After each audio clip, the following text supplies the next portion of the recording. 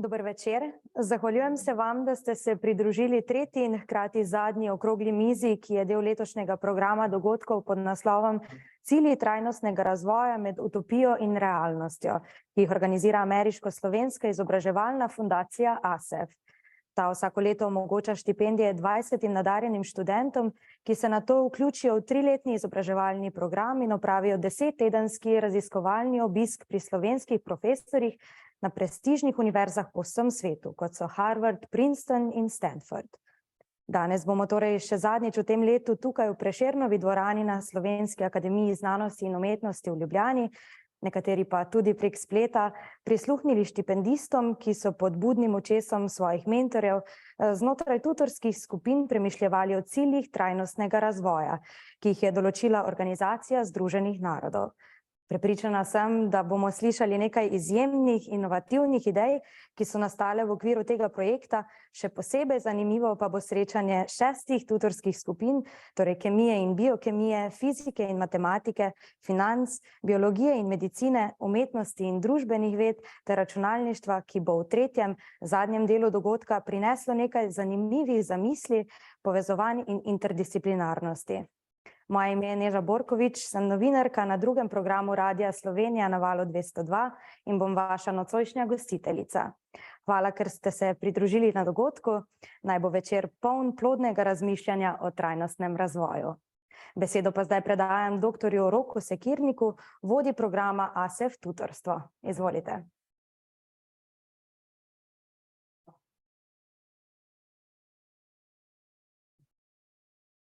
Ja, v imenu ASEF-a je moja dolžnost, moj privilegij, da vas vse lepo pozdravim. Najprej vse tiste, ki ste za okroglo podolgovato mizo in se zelo veselimo današnjih predstavitev in diskusij. Želel bi se zahvaliti vsem tutorjem, nekateri ste prisotni z nami v živo, drugi verjamem prek spleta. Bom že na začetku vse zahvale povedal, da slučajno koga ne pozabim, ker moja naloga je pravzaprav, da rečem en velik hvala, zato ker vlagate veliko entuziazma, svojega znanja, zato da pravzaprav gradimo program tutorstvo, in hkrati s tem pravzaprav želimo tudi doprinesti k nekim skupnim ciljem in zadali smo si, kot smo zdaj že v tretje slišali, pravzaprav cilje, ki so skupni vsem narodom. Zato se nam zdi tudi primerno, da ko se udejstvujemo znanstveno, ko se udejstvujemo raziskovalno, ko diskutiramo, ko raziskujemo, da to delamo pravzaprav z nekim ciljem, in kateri cilji so bolj primerni kot tisti, ki so si jih vsi narodi skupaj izbrali. In zato smo si izbrali letos posebej 4.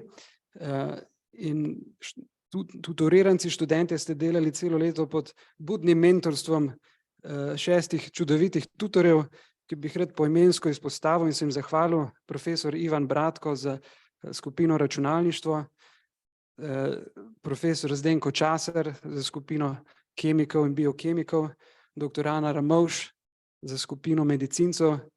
Ana je ravno danes odpotovala na eno dolgo pot v daljno Azijo, zato se opravičuje in jo pozdravljamo prek spleta.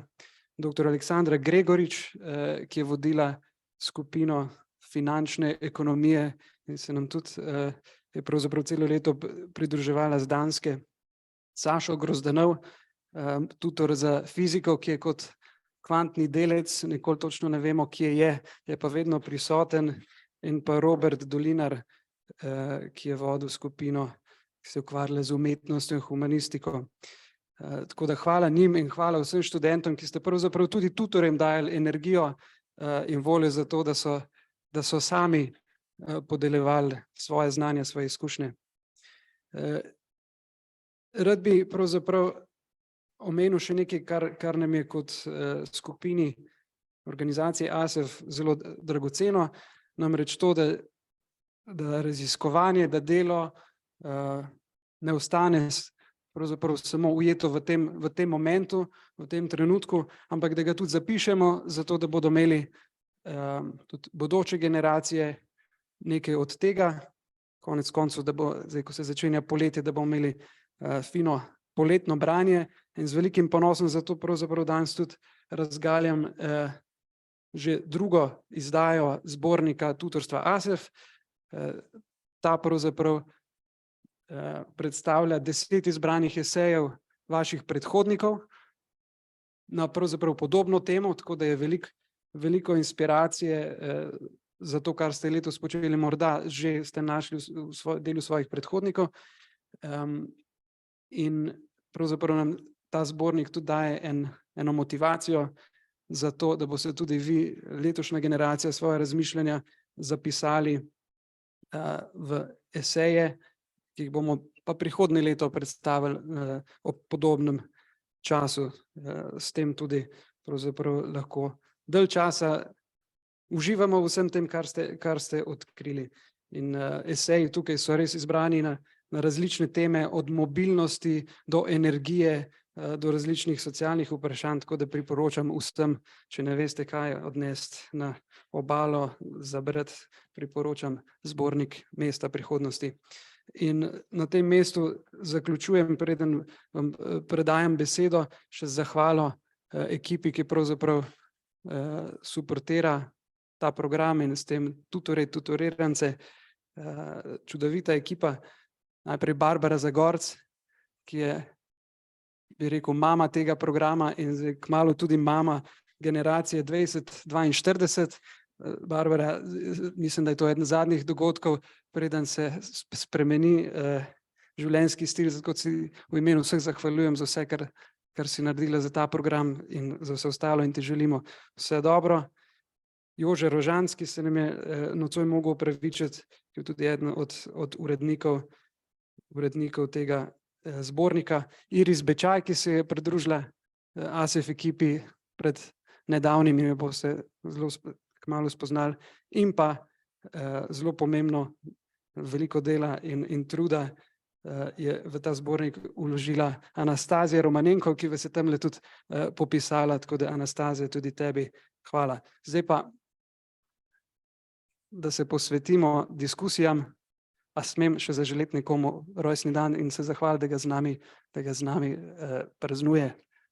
Prav Arjani želimo tudi vse najboljše in hvala, da svoj rojstni dan pravzaprav z nami praznuješ ob tej okrogli mizi in s tem predajam besedo. Hvala lepa.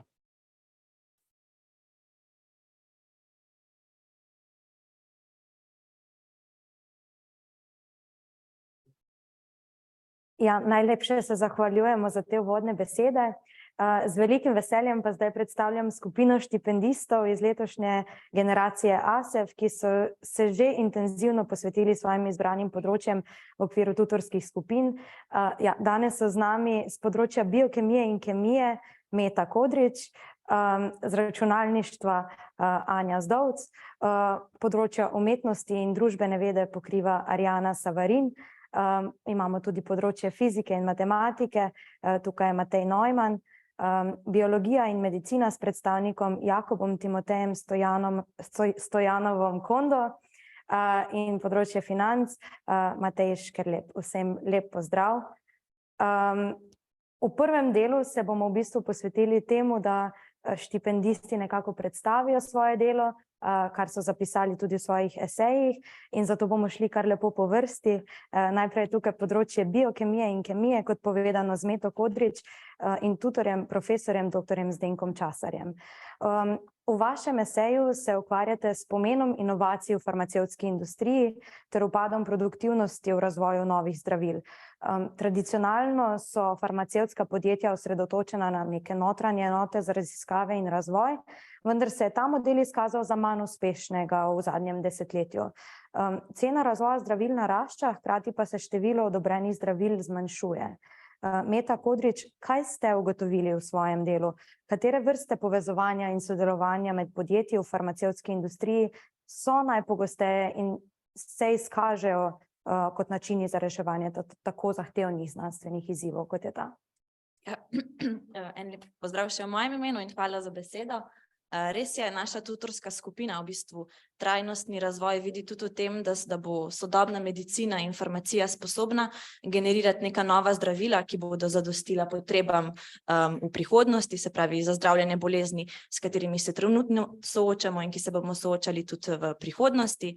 Tukaj vidimo problem predvsem v tem, da bo prišlo do staranja prebivalstva in do vse bolj pogostega nekega modernega načina življenja, ki je bolj stresen, zaradi česar bo prišlo do pojava rakavih obolenj, kardiovaskularnih bolezni, nevrodegenerativnih bolezni, naprimer, za katere trenutno še nimamo nekih učinkovitih terapij. In to bo na farmacevtsko industrijo v bistvu dajalo nek pritisk, da bo morala generirati nova zdravila, nove inovacije v vedno večji meri, da bo lahko pač zagotovila trajnostni razvoj družbe. Zdaj, to upad produktivnosti in inovativnosti, ki ste ga omenili, je v bistvu problem, s katerim se farmacevtska industrija že nekaj časa spopada, opazen je že v prejšnjem stoletju, sploh pa je prišel nekako v ospredje na prelomu tisočletja, ko je cena za razvoj zdravil eksponentno naraščala, samo število zdravil odobrenih za klinično rabo pa temu ni sledilo. Čeprav bi, na primer, to pričakovali. In farmacevtska podjetja so se na to odzvala z nekimi korenitimi spremembami v načinu delovanja, poslovanja in so pač sprejemale različne odločitve, kako to stvar rešiti. Ena izmed strategij za izboljšanje inovativnosti je, na primer, sodelovanje med različnimi akterji farmacevtske industrije in na to obliko, na to strategijo smo se mi osredotočili. Zdaj, oblik sodelovanja je več, tukaj lahko gre za sprejemanje licenčnih pogodb med različnimi akterji farmacevtske industrije, lahko gre za združitve in prevzeme različnih podjetij, lahko gre za javno-zasebna partnerstva, dogovore o trženju in tako naprej. Ogromno je nekih možnosti, ampak mi specifično smo se osredotočili na licenciranje, zato ker se je to izkazalo kot neka najboljša oziroma najbolj pogosta rešitev, po kateri so posegala farmacevtska podjetja v zadnjem času.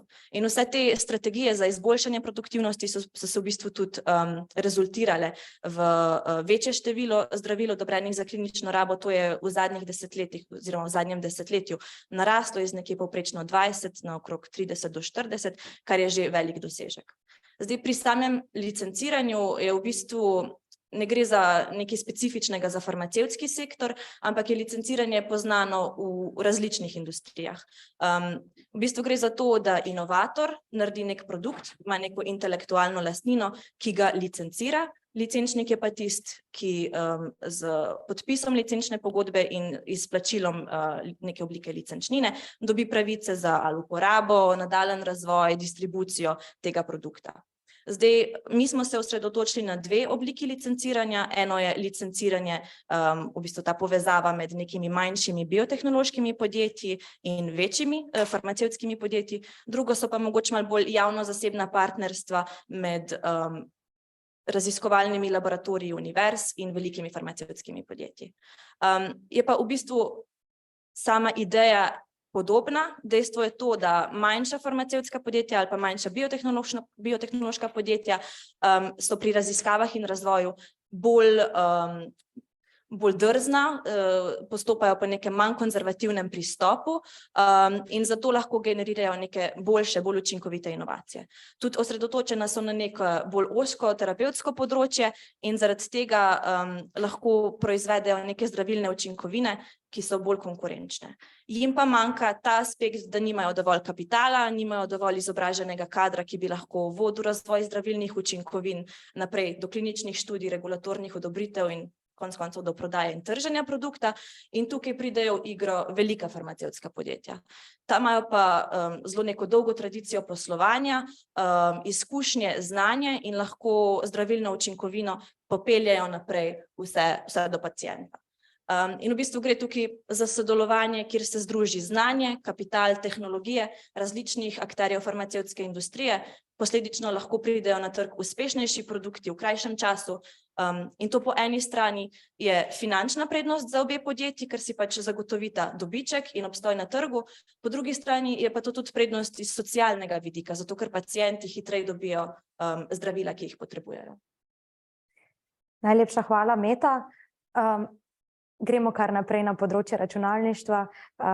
Z nami je Anja Zdovc s profesorjem, tutorjem dr. Ivanom Bratkom.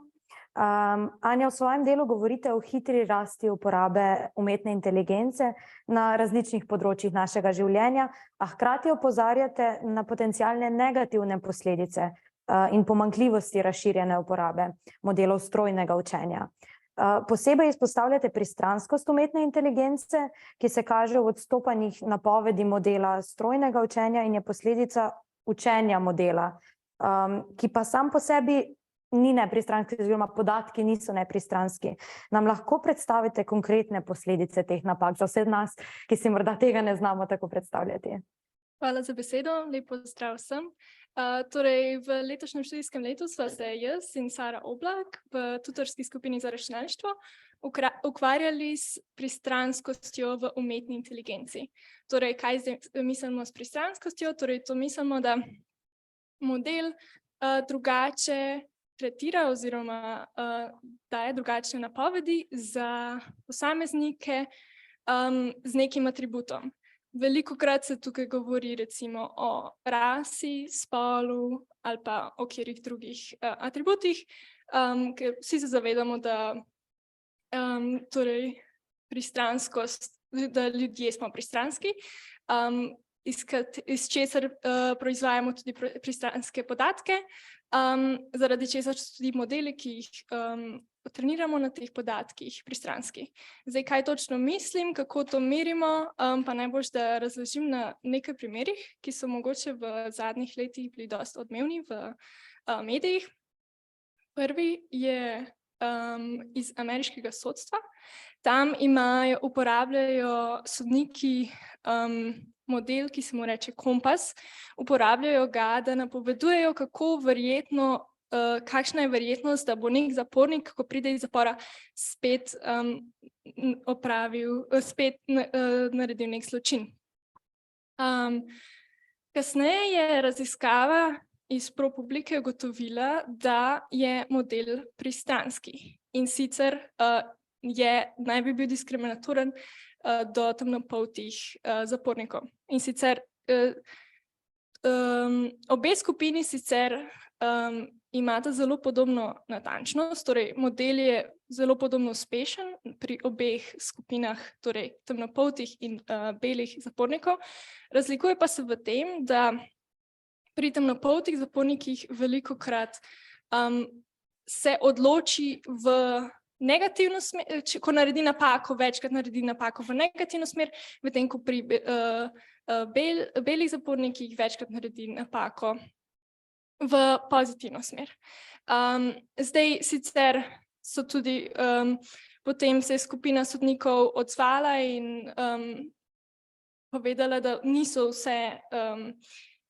vsi očitki resnični, kar je sicer mogoče res. Tukaj je predvsem problem v tem, kako mi merimo pristranskost v modelu, ker izkaže se, torej ali merimo v tem, koliko napak naredi vse skupaj, ali merimo, koliko napak naredi v pozitivno smer, v negativno smer. Ampak tukaj bi samo rekla to, da je zelo pomembno, da ta vprašanja, da jih še vedno raziskujemo, ker ta sistem je bil narejen predvsem z namenom odstranjevanja pristranskosti sodnikov, ker vsi so se zavedali, da sodniki so pristranski, zato so naredili ta model. Ampak če se ugotovi, da ta model je še vedno pristranski, potem nismo rešili tega problema. Torej, tukaj je problem predvsem, torej, da se pristranskost razlikuje od problema do problema. Predvsem moramo v vsaki situaciji posebej se vprašati, kaj predvsem želimo. Torej, drugi primer bi bil računalniški vid, kjer so ugotovili, da so sistemi za prepoznavanje spola iz slik posameznikov, ki so jih razvila velika podjetja, kot so na primer Amazon in Microsoft, so ugotovili, da čeprav so te modeli imeli vse skupaj več kot 95% natančnost, so na primer na slikah temnopoltih žensk imeli manj kot 80% natančnost. Torej, to je velika razlika. En razlog, ki so ga našli, je to, da če pogledamo podatke, ki so jih porabili za treniranje tega sistema, so kar, mislim, da več kot 50, v velik teh bazah podatkov je več kot 50% slik belih moških, medtem ko recimo manj kot 10% slik temnopoltih žensk. Torej v takem primeru je najboljša rešitev to, da popravimo bazo podatkov, kar je seveda tudi dolgotrajen proces. Tretji primer bi bil Amazonov zaposlitveni sistem, kjer so ugotovili, da so torej velika podjetja danes uporabljajo razne zaposlitvene sisteme, kjer iz življenjepisa že avtomatsko izberejo prve kandidate. Torej,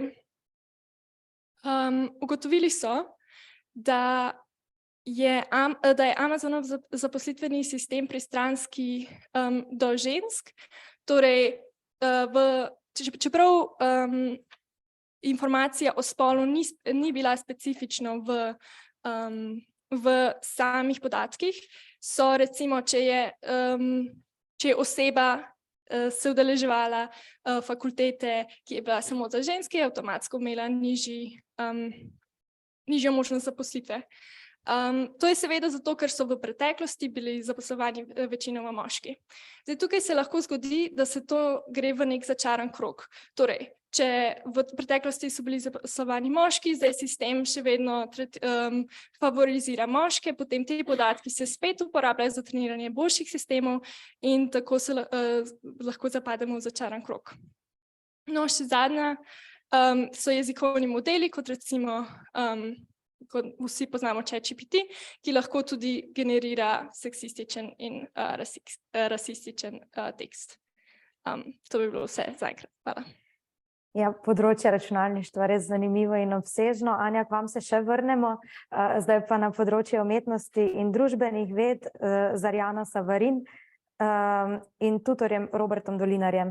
Raziskujete torej trajnostne, zelene in vodovarstvene pristope Nizozemske, kjer vlada in lokalne oblasti močno vlagajo v trajnostni razvoj ter pri oblikovanju rešitev in politik vključujejo vse družbene deležnike. To se vam je očitno zdelo zelo zanimivo. Podrobneje predstavite tudi primer mestne občine Groningen, kjer zaznavate aktivno spodbujanje občanov k sodelovanju pri načrtovanju zelenega urbanega razvoja. Nizozemska se torej uvršča med vodilne države pri ustvarjanju trajnostnih rešitev, vključno s področji obnovljive energije, kolesarske kulture, zelenih urbanih površin, krožnega gospodarstva, kmetijske politike in tako naprej.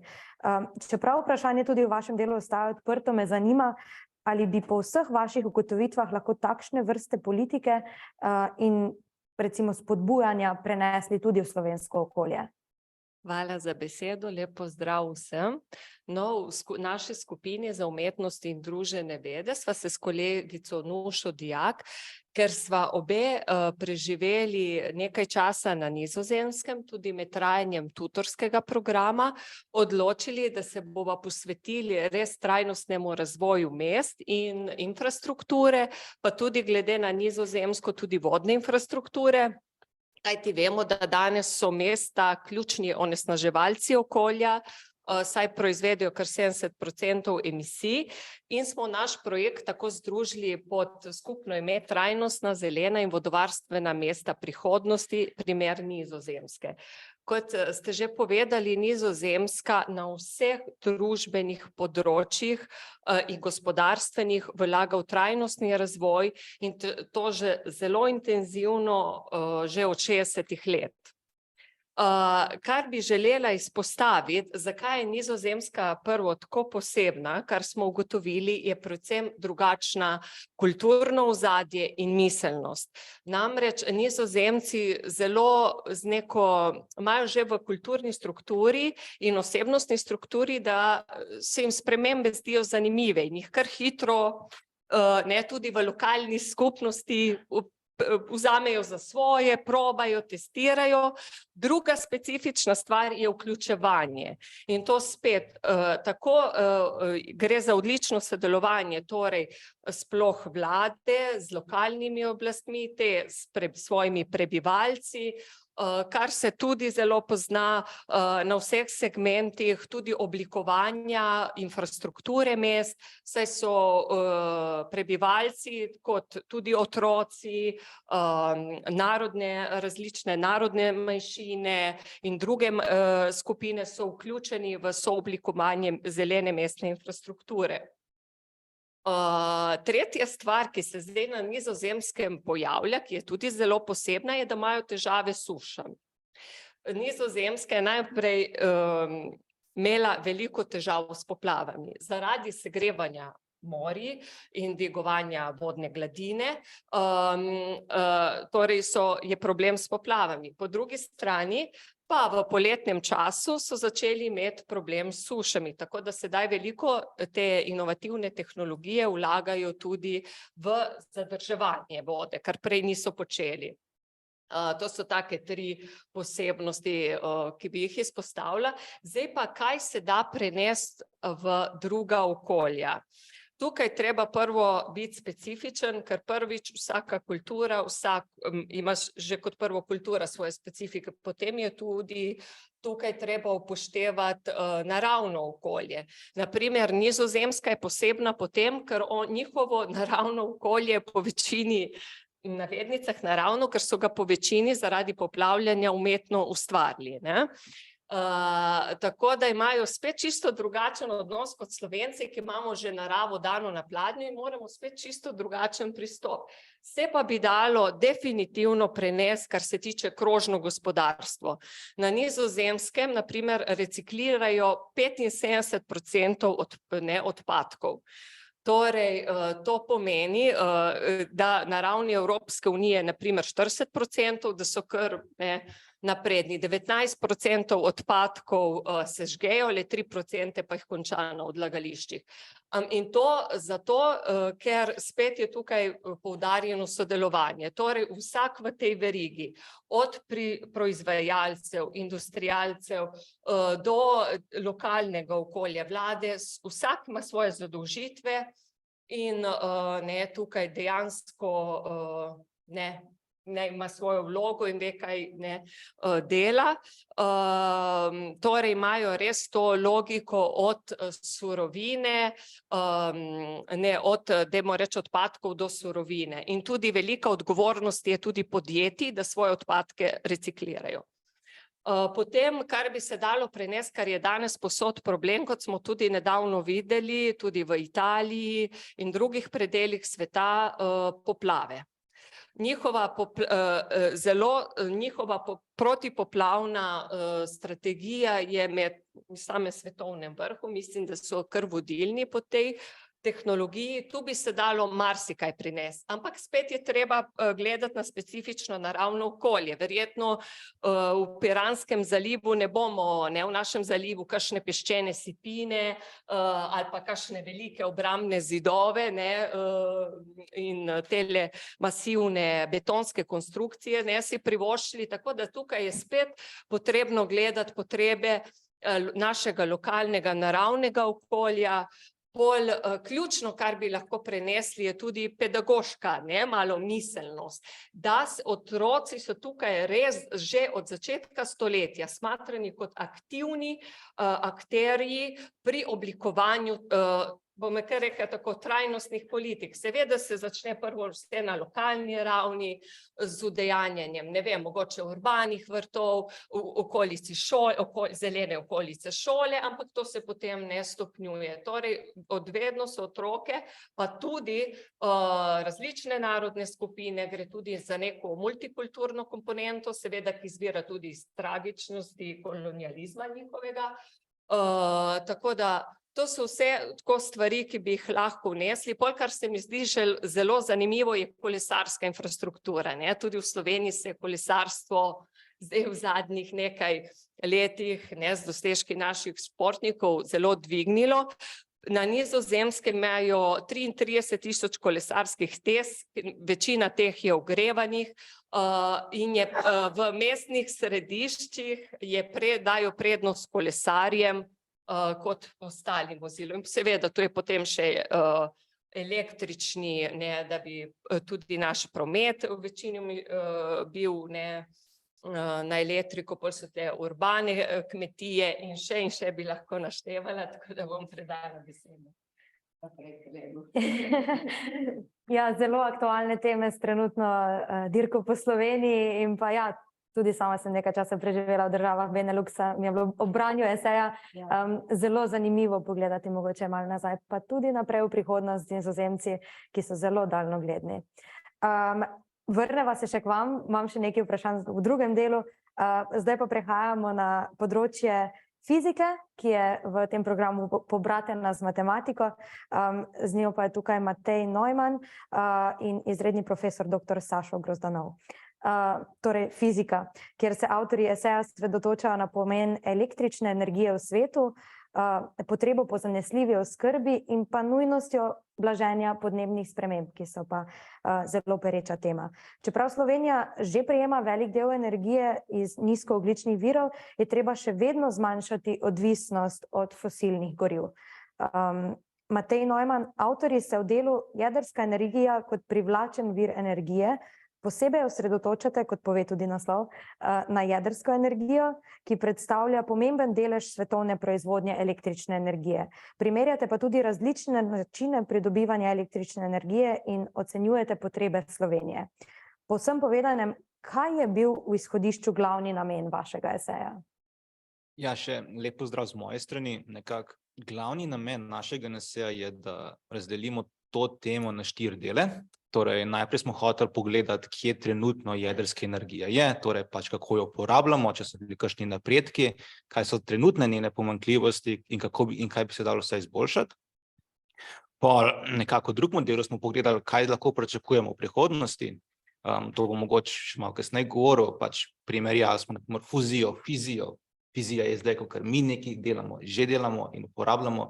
Fuzija je pa nekaj, kar bi lahko na primer mi uporabljali v prihodnosti in bi bilo delač najboljša možnost za kakršnokoli pridobivanje elektrike, poleg seveda naravnih obnovljivih virov. V tretjem delu smo pa nekako vse te naše trenutne načine primerjali, torej primerjali smo jedrsko energijo, vetrno energijo, hidroelektrarne, sončne celice. In v zadnjem delu smo pa še pogledali, kakšen je trenutno vse ta okolje v Sloveniji, pač kje trenutno smo, kaj bi lahko mi izboljšali, pa kaj lahko pričakujemo, če naredimo spremembe, pa kaj lahko pričakujemo, če ne naredimo spremembe. In ja, to so bile nekako naše glavne teme. Odlično, kratko in jedrnato. Več vprašanj pa v drugem delu. Prehajamo na področje biologije in medicine. Tukaj torej, kot povedano, Jakob Timotej Stojanov Konda, s tutorko Ano Ramovš. V medicini, kot kratek povzetek, se pojavljajo številne etične dileme, ki zahtevajo preudaren razmislek in odgovorno delovanje zdravnikov. Te dileme se nanašajo na pravne podlage zdravniškega poklica, vključno z zdravniškimi napakami in natančnostjo opredelitve triaže, ter poudarjajo potrebo po družbeni odgovornosti zdravnikov. V zaključku dela ste vi zapisali, da je na vprašanje o etičnih dilemah v medicini izjemno težko odgovoriti. Bi rekli, da je po vašem raziskovanju in opredeljevanju na nekaj lažje odgovoriti, ali je zaradi enega poglobljenega znanja le še težje vleči zaključke? Ja, hvala za besedo, lep pozdrav tudi z moje strani. Za najprej, da malo predstavim, s čem smo se v naši tutorski skupini ukvarjali. Kot ste že malo v bistvu omenili, izhajali smo iz teze, da je v bistvu se v zdravniškem poklicu mnogokrat pojavijo težavne situacije, ki velikokrat zahtevajo preudaren razmislek zdravnika, ki se v dani situaciji znajde. Ravno zaradi tega se je povsod po svetu za zdravniški poklic oblikovala neka pravna podlaga, ki želi zagotoviti čim bolj optimalno delovanje zdravstvenega sistema. In zdaj v tem smislu smo se ukvarjali s 3 vprašanji, in sicer zdravniško napako oziroma strokovno napako, s triažo in pa z ponujanjem zasebnih zdravstvenih storitev. Najprej glede zdravniške oziroma strokovne napake. Kot jo poznamo v Sloveniji, se strokovna napaka ponavadi uporablja kot pojem malomarnega zdravljenja.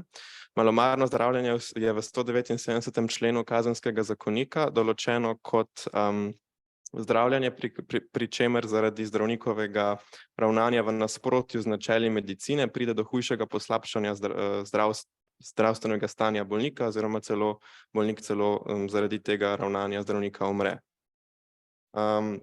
Nadalje je potrebno ločiti med tovrstno strokovno napako in strokovno zmoto, kar je precej dobro definiral profesor dr. Jože Balažic, in sicer se pri strokovni napaki, ki je v bistvu vključuje elemente kaznivega dejanja, gre za ravnanje v nasprotju z načeli medicinske stroke, medtem ko pri strokovni zmoti pa gre za to, da zdravnik ravna v skladu s svojim znanjem in v skladu z čim boljšim vsemi smernicami iz zdravniške stroke, pa vseeno pride do nekega neljubega izida oziroma se zdravniku poslabša stanje, kar se v medicini seveda lahko vedno zgodi. Drug termin, ki ga je tukaj potrebno omeniti, je tudi opustitev zdravljenja, ki je definirano v 180. členu Kazenskega zakonika in v bistvu pravi, da je primer, ko zdravnik opusti zdravljenje nekemu bolniku, ki bi to zdravljenje v tistem trenutku nujno potreboval, se pravi, je bil v življenjski nevarnosti.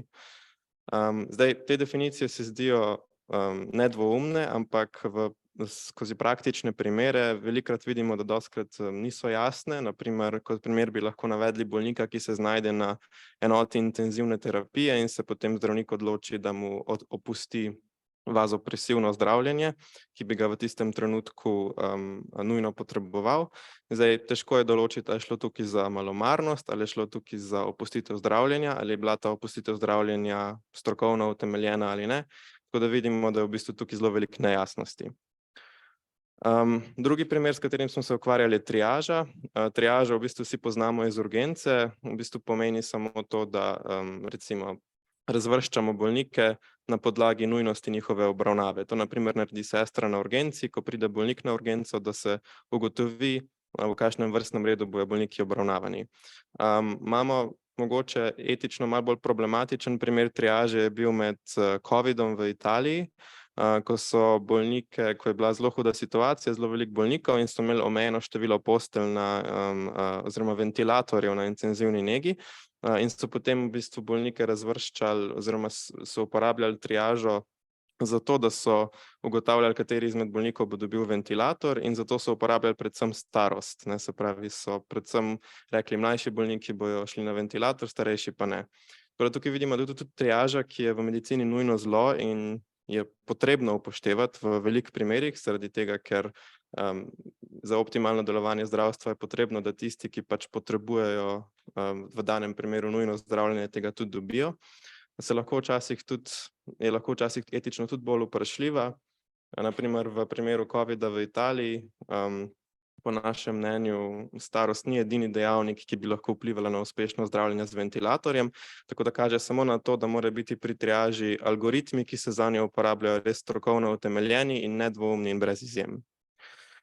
Tretji primer, s katerim smo se ukvarjali, je pa ponujanje zasebnih zdravstvenih storitev. Tukaj smo izhajali najprej iz zakona o pacientovih pravicah, ki pravi po eni strani, da ima pacient pravico do svobodne izbire svoje zdravstvene obravnave, po drugi strani pa, da ne sme biti diskriminiran na podlagi njegovega socioekonomskega statusa. Po drugi strani je v kodeksu medicinske etike napisano, da zdravnik za svoje delo ne sme prejemati neke denarne nagrade oziroma plačila in da mora spodbujati enakopravno dostopnost do virov v zdravstvu. In tukaj se pojavi etična dilema pri ponujanju zasebnih zdravstvenih storitev, ker bi po eni strani lahko rekli, da privatno zdravstvo, ki je na primer v Sloveniji obstaja poleg javnega zdravstvenega sistema, po eni strani poveča izbiro svobode pacienta, da si sam izbere svojega ponudnika zdravstvenega varstva.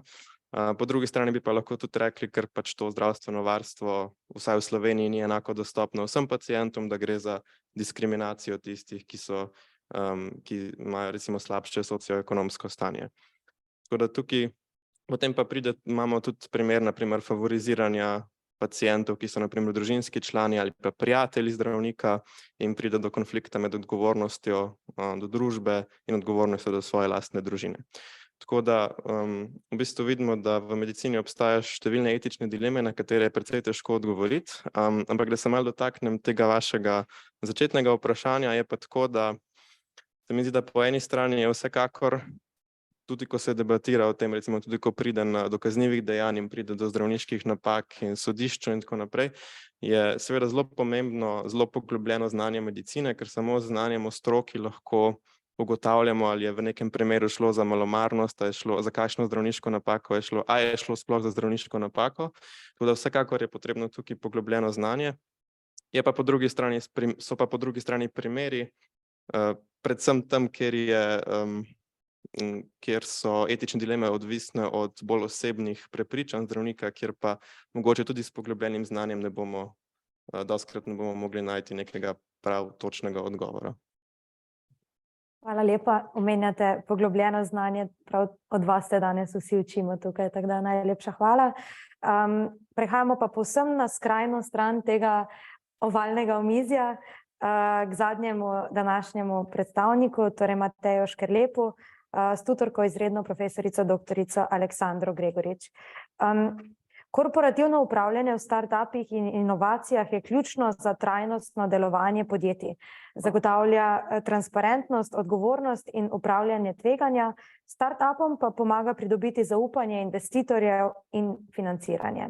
Sestava upravnega odbora, ki vključuje raznolikost, kompetentnost in neodvisnost članov, je pomembna. To vse v eseju izpostavljate vi. In Matej, na današnjem dogodku govorimo o trajnostnem razvoju.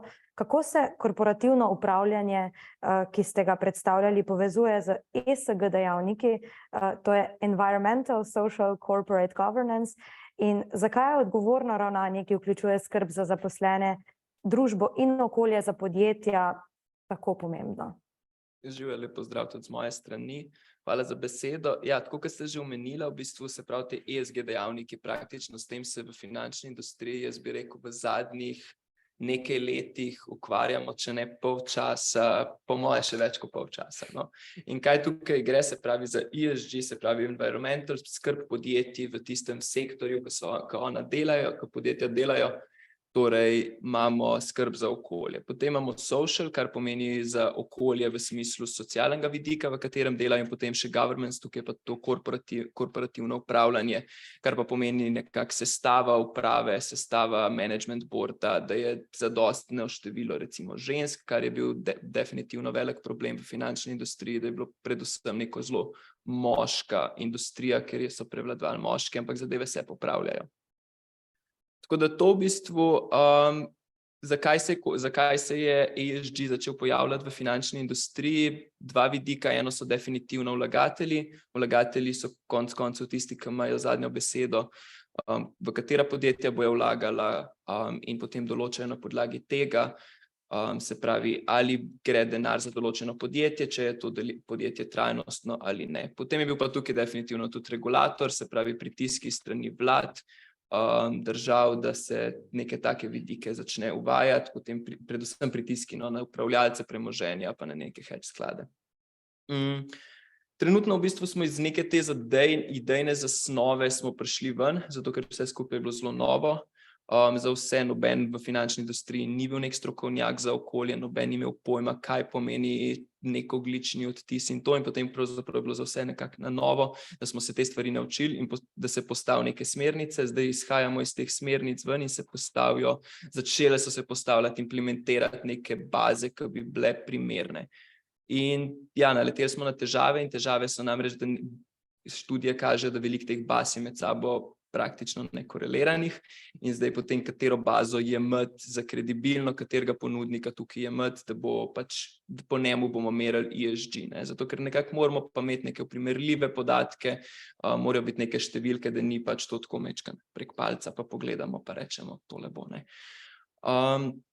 Tako da ja, s tem se ukvarjamo predvsem, so pa v finančni industriji skladi napredujejo, določene firme imajo, bi rekel, že več kot polovico skladov, ki so Article 8, kar pomeni, da so investicije v teh skladih stremijo k investicijam, ki so po ESG standardih. To je bila prva stvar. Druga stvar v bistvu je pa potem, da sva se pa z mentorico malo bolj navezala na corporate governance in pa startupe. In tam so pa pogledala pravzaprav ta primer Teranosa, ki je verjetno nekaterim od vas znan, od Elizabeth Holmes, ki zdaj že sedi v zaporu in služi zaporno kazen, ampak da se v bistvu navežem na to, kar je tudi Jakob rekel. Pogledala sva, kaj je bilo tam narobe in pravzaprav je bil eden izmed vidikov je bil to, da je bilo v upravnem odboru je bilo blazno pomanjkanje zdravnikov oziroma ljudi, ki bi res razumeli, na kaj se ta startup specializira. Pravzaprav od ljudi, ki so bili v boardu, tam je bilo praktično samo 2 sta prihajala iz medicine, kljub temu, da je bilo to primarno medicinsko podjetje. Najlepša hvala, s tem se zaključuje prvi krog današnje debate. Prehajamo pa v drugi krog, kjer bomo vsakemu štipendistu zastavila nekaj vprašanj, na katera bo poskušal čim bolj strnjeno odgovoriti. Če se medtem utrne kakšno vprašanje tudi vam, nič skrbeti, skrbno si ga zapišite, na koncu bo možnost tudi odgovarjanja nanje po tretjem delu. Zdaj pa na drugi del, spet gremo na področje kemije najprej, se pravi, čujem, biokemije in kemije z Meto Kodrič. Na kakšen način, ali pa rečeva, današnji dogodek se bo vrtel okoli povezav različnih panog in področji, kako pa se interdisciplinarnost partnerstev v farmacevtski industriji odraža v praksi?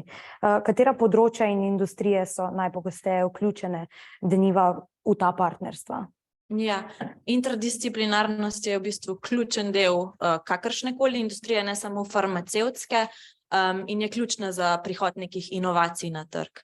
Zdaj, pri farmacevtski industriji bi v prvi vrsti izpostavila povezovanje različnih naravoslovnih ved, sorodnih farmacij, se pravi kemija, biokemija, biotehnologija, medicina, zato ker so te vede potrebne, da lahko temeljito razumemo vse fiziološke in patološke procese, ki se odvijajo v telesu in vidimo neke potencialne tarče za zdravljenje.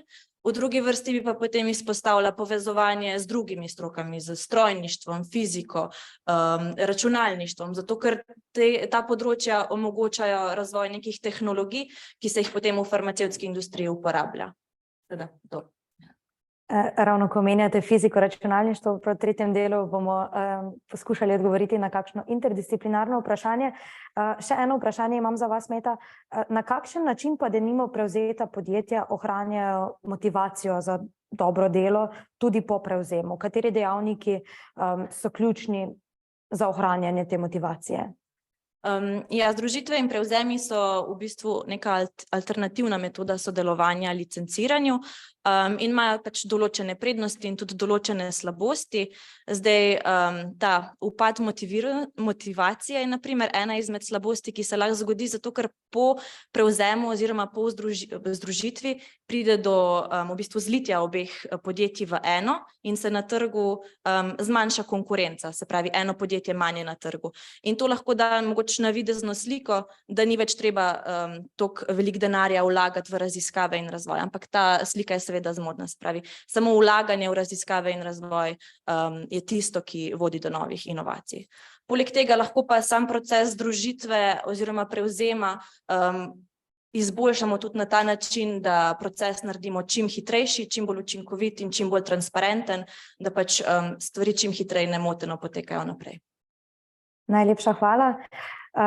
Anja Zdovc, kako lahko zagotovimo, da se pri razširjanju uporabe umetne inteligence v prihodnosti, o kateri ste že govorili v nagovoru, in se bo nedvomno zgodila, vključijo ustrezni ukrepi za odpravo pristranskosti in kako konkretno lahko preprečimo, da bi se obstoječe nepravičnosti denimo še poglobile? Hvala za vprašanje. Torej, prvo je gotovo zavedanje, da so modeli pristranski in moramo raziskati, na kakšne vse načine so lahko pristranski. Torej, tukaj bi se mogoče povezali na to interdisciplinarnost, ker gotovo tukaj zagotavljanje pristranskosti bi potrebovali strokovnjake iz družbenih ved, ki so gotovo veliko bolj vešči v temah iz tem o diskriminaciji kot pa računalničarji in programerji. Torej, to bi bila prva zadeva, druga je problem, ki je nasplošno v računalništvu in v umetni inteligenci na različnih področjih danes zelo prisoten, je, da ni nobene pravne ureditve, torej kaj se zgodi, ko je nek model recimo diskriminatoren. Torej, predvsem veliko pogovarjanja in za vsako situacijo je treba posebej določiti, kaj je pristranskost oziroma diskriminacija v tisti situaciji pomeni in kako bi lahko najbolj odpravili iz modela. Kaj pa lahko naredimo kot družba? Kako lahko spodbujamo odgovoren razvoj in uporabo modelov strojnega učenja na različnih področjih, kot so denimo zaposlovanje, pravosodje in druge ključne sektorje? Omenili ste nekaj izmed teh že prej.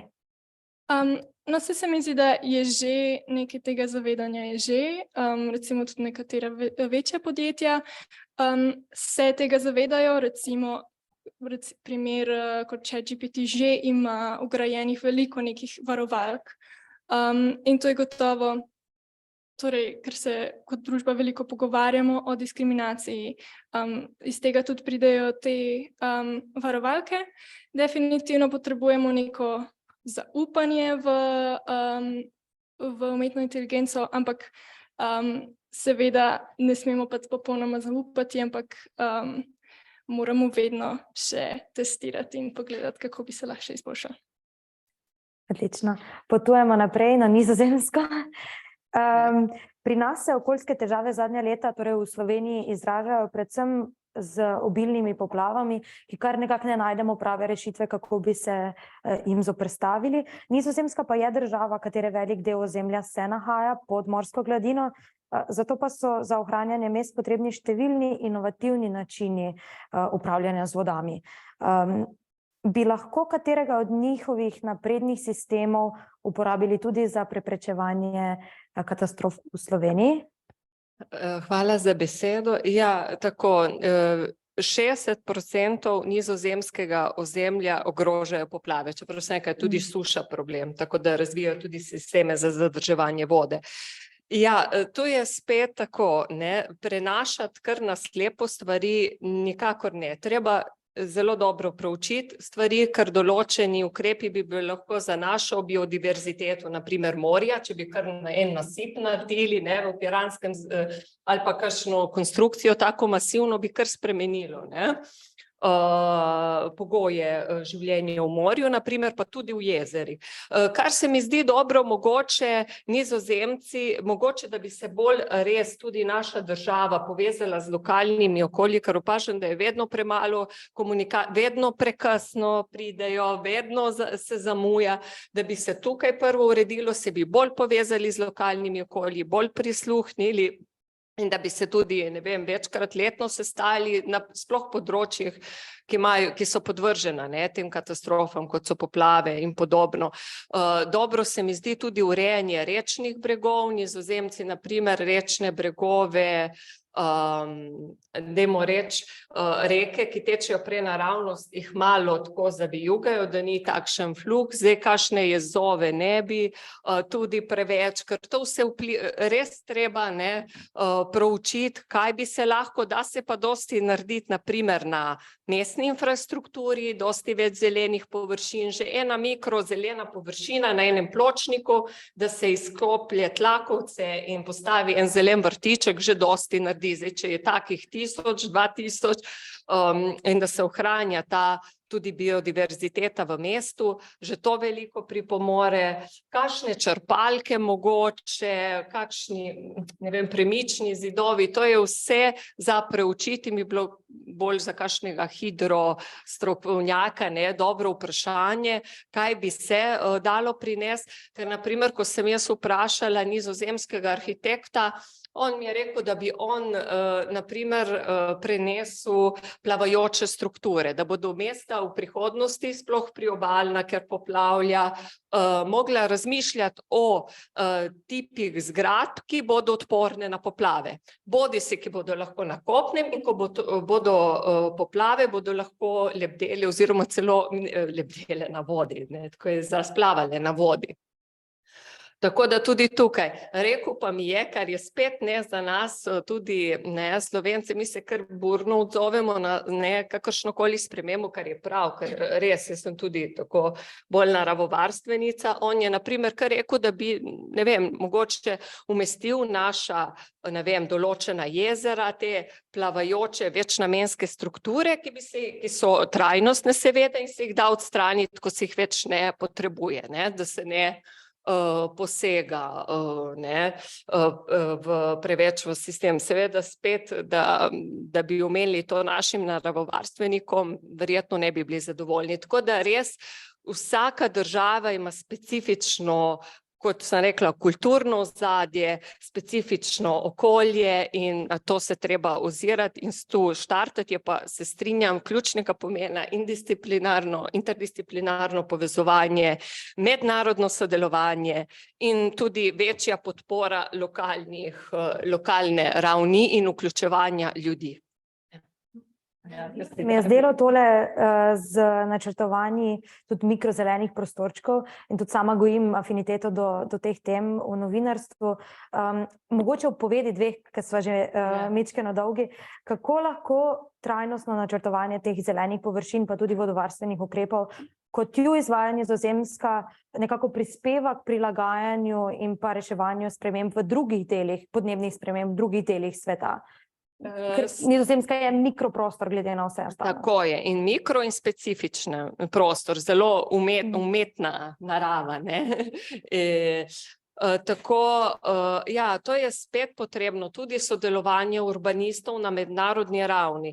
Seveda, da se te rešitve in koncepti izmenjajo, je potrebo, kot sem rekla, spet proučiti specifične potrebe lokalnega okolja in površja in vsega, tako da bi bilo dobro, da bi tudi te urbanisti, arhitekti, vsi, ki se ukvarjajo z mestno infrastrukturo in s temi zadevami sodelujejo, gostujejo pri drugem in vidijo in dejansko proučijo, katere rešitve bi bile najboljše implementirati v določena okolja, na primer v Bangladešu, ki so tudi poplave tam verjetno, ali pa v določenih drugih azijskih predelih, ker imajo že hiške tudi na vodi, koliko bi bilo smiselno tukaj, ne, tudi te nizozemske, na primer, koncepte plavajočih struktur, hišk, pisarn ali česarkoli umestiti v ta okolja. Tako da povezovanje in sodelovanje. Hitimo naprej k Mateju Neumannu, ki je že pripravljen z področja fizike. Zdi se, da se stroka z naslednjim vprašanjem, ki ga bom zastavila, aktivno ukvarja že vrsto let, desetletij. Po vašem raziskovanju, ki ste ga opravili, pa ga zastavljam še vam, kako lahko Slovenija poveča svojo energijsko neodvisnost in hkrati zmanjša odvisnost od fosilnih goriv? Ja, to je to veliko vprašanje. Zdaj, v mojem mnenju, pa tudi to, kar smo mi v našem modelu naredili, je, da prva stvar, da najprej povem te očitne stvari, ki jih lahko naredimo. Prva stvar je, da lahko naredimo stvari bolj učinkovite. Naprimer, če omenim zdaj, kar je ful popularno, že zadnje čase ful prehajamo na uporabo električnih vozil, kot naprimer električne avte, zdaj so naprimer popularni skiroji ali pa električna kolesa. Ampak le moraš tudi vedeti, da tudi če naredimo ta prehod, to ni čisto tako zeleno, kot ponavadi ljudje mislijo, zato ker ja, ti uporabljaš elektriko, ampak istočasno skrat pa pride ta elektriko, ja, če kuraš premog, ni glih prav preveč zeleno, kot če bi direkt avto vozil. Pol druga stvar je, naprimer, da naredimo bistveno bolj učinkovite hiše, da gradiš bistveno bolj učinkovite stanovanja, zato ker bolj učinkovito, kot je, manj je treba kuriti. Manj je treba segrevati in spet imaš manj teh izpušnih plinov pa nevarnih snovi.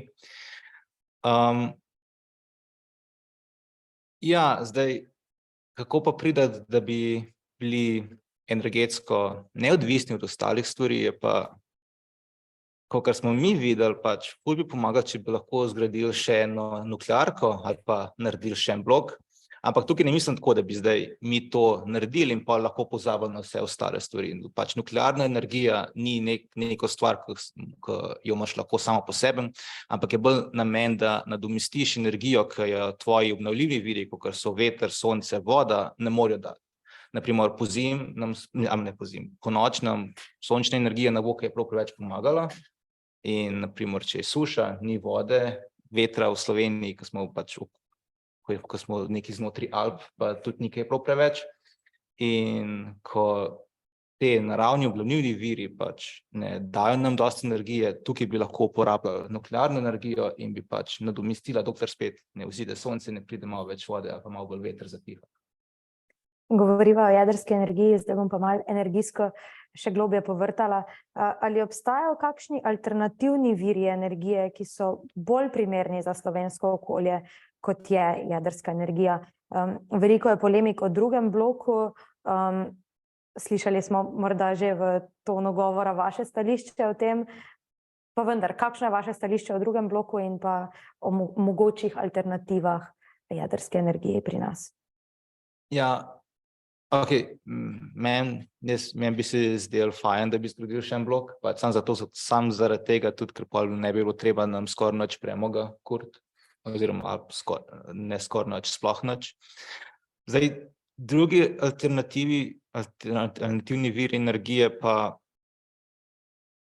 zdaj, mi nismo prav preveč veliki, tako da tudi nimamo prav preveč možnosti, da bi izrabljali druge vire. Pač ja, imamo vodo bi lahko bolj izkoristili. Meni se zdi, da sem bral en članek nekaj časa nazaj, ki pravi, da imamo v Sloveniji približno, ne vem, 50-60% trenutno izkoriščen, koliko hidroenergije bi lahko dali. Sonce je fajn, sončna energija ima pa pol svoje probleme, ker podnevi imaš, po noči nimaš. Zdaj, kako boš pa ti shranil? Največji problem sončne energije je, kako jo shraniti. Baterije niso preveč dobre in je tudi kar drago je shraniti, kot sem pa že prej rekel, pa vetra tudi ni. Tako da meni se zdi, vsaj po mojem mnenju, bi bilo najbolj pametno zgraditi še en blok ali pa še eno hidroelektrarno, to se bo srednjo z nas zgodilo. Tako da, ja. Hvala za vse odgovore. Prehajamo k medicini. Kot sem izvedela pred okroglo mizo, ste tudi sami vpoklicano rekli, sem študent, ampak poznate področje. Kako naj zdravniki ravnajo v primerih, ko so njihove etične vrednote v nasprotju z zahtevami pacienta? Kako se odločiti med spoštovanjem pacientove avtonomije in pa lastnimi moralnimi načeli? Zna biti najbrž kar velika bitka. Ja, hvala za vprašanje. Tukaj bi bilo na mestu omeniti, se pravi, da Zakon o pacientovih pravicah, en izmed najbolj pomembnih členov v tem zakonu je pravica do samostojnega odločanja o zdravljenju pacienta, kar v bistvu pomeni, da pacient lahko vedno zdravljenje odkloni, pri čemer mora zdravnik vedno upoštevati željo pacienta. Se pravi, po eni strani vemo, da kodeks medicinske etike, po tem kodeksu je zdravnik pacientu dolžan pomagati, tako da tu bi lahko prišlo do nekega konflikta, ampak še bolj pomembno je pa to, da se vedno upošteva želja pacienta o njegovem lastnem zdravljenju, tako da če pacient zdravljenje odkloni, je treba to željo pacienta tudi upoštevati. Po drugi strani imamo pa tudi obratno situacijo, in sicer v kodeksu medicinske etike v 3. členu je pa tudi, verjetno ste že slišali za ugovor vesti zdravnika. To pa v bistvu pomeni, da lahko zdravnik odkloni nek poseg oziroma zdravljenje, ki je v nasprotju z njegovimi osebnimi načeli oziroma prepričanji. Zdaj to ne velja za nujno medicinsko pomoč, se pravi, če je pacient v življenjski nevarnosti, se tega ne sme. To je vedno treba, ker to bi bila opustitev zdravljenja in kaznivo. Ampak v drugih situacijah pa zdravnik lahko svoja etična načela nekako upošteva v tem smislu, da zdravljenje pacientu odkloni, ukolikor to zdravljenje ni nujno. In tako da tukaj s temi s tema dvema konceptoma lahko do neke mere odgovorimo na vaše vprašanje. Prebivalstvo v Sloveniji pa se tudi stara. Kako bi se morale recimo medicinske etične smernice prilagajati tej starajoči se populaciji in naraščajočim stroškom zdravstvene oskrbe, ki pride s tem? Kako naj se odločamo o razdeljevanju precej omejenih virov, kar se tiče zdravstva? Ja, se pravi, etične smernice so neki osnovni koncept delovanja zdravnikov. In zdaj, kot ste omenili, pač v prihodnosti bo vedno več določenih obolenj, ki so povezane s starostjo, ravno zaradi staranja prebivalstva in tako naprej. Vedno je potrebno upoštevati nekak koncept triaže, razširjen na celotno družbo, se pravi, da je vedno potrebno zagotoviti v zdravstvenem sistemu, da tisti pacienti, ki zdravstveno obravnavo najbolj potrebujejo in najhitreje potrebujejo, so jo tudi deležni in da je ta zdravstvena obravnava visoko kvalitetna. In zdaj tukaj je predvsem potrebno to, da se ta etična načela prenese tudi na delovanje zdravstvenega sistema tudi v prihodnosti. Se pravi, zelo pomembna tukaj je politična volja, predvsem politične iniciative, se pravi, da se ta koncept dejansko prenese v realnost. Zdaj vemo, da v Sloveniji pač praktično vsak dan na novicah poslušamo o problemih našega zdravstvenega sistema in zdaj za prihodnost je ravno to potrebno, da bo imela naša politika dovolj volje, da bo tudi zdravstveni sistem prilagodila bodočim spremembam. In zdaj to je lahko od nečesa majhnega do grajenja domov starejših občanov, do vlaganja v, naprimer, bolj v geriatrijo, ki je medicina, ki se ukvarja prav s problemi, z boleznimi starejših ljudi in je danes mogoče malo podcenjena tudi v področju medicine, do povečanja vpisa na medicinske fakultete zaradi pomanjkanja zdravnikov, do privabljanja tujih zdravnikov v Slovenijo in olajšanja njihovega prihoda v Slovenijo. In to so vsi neki problemi, ki pa terjajo neke politične iniciative. Hvala lepa.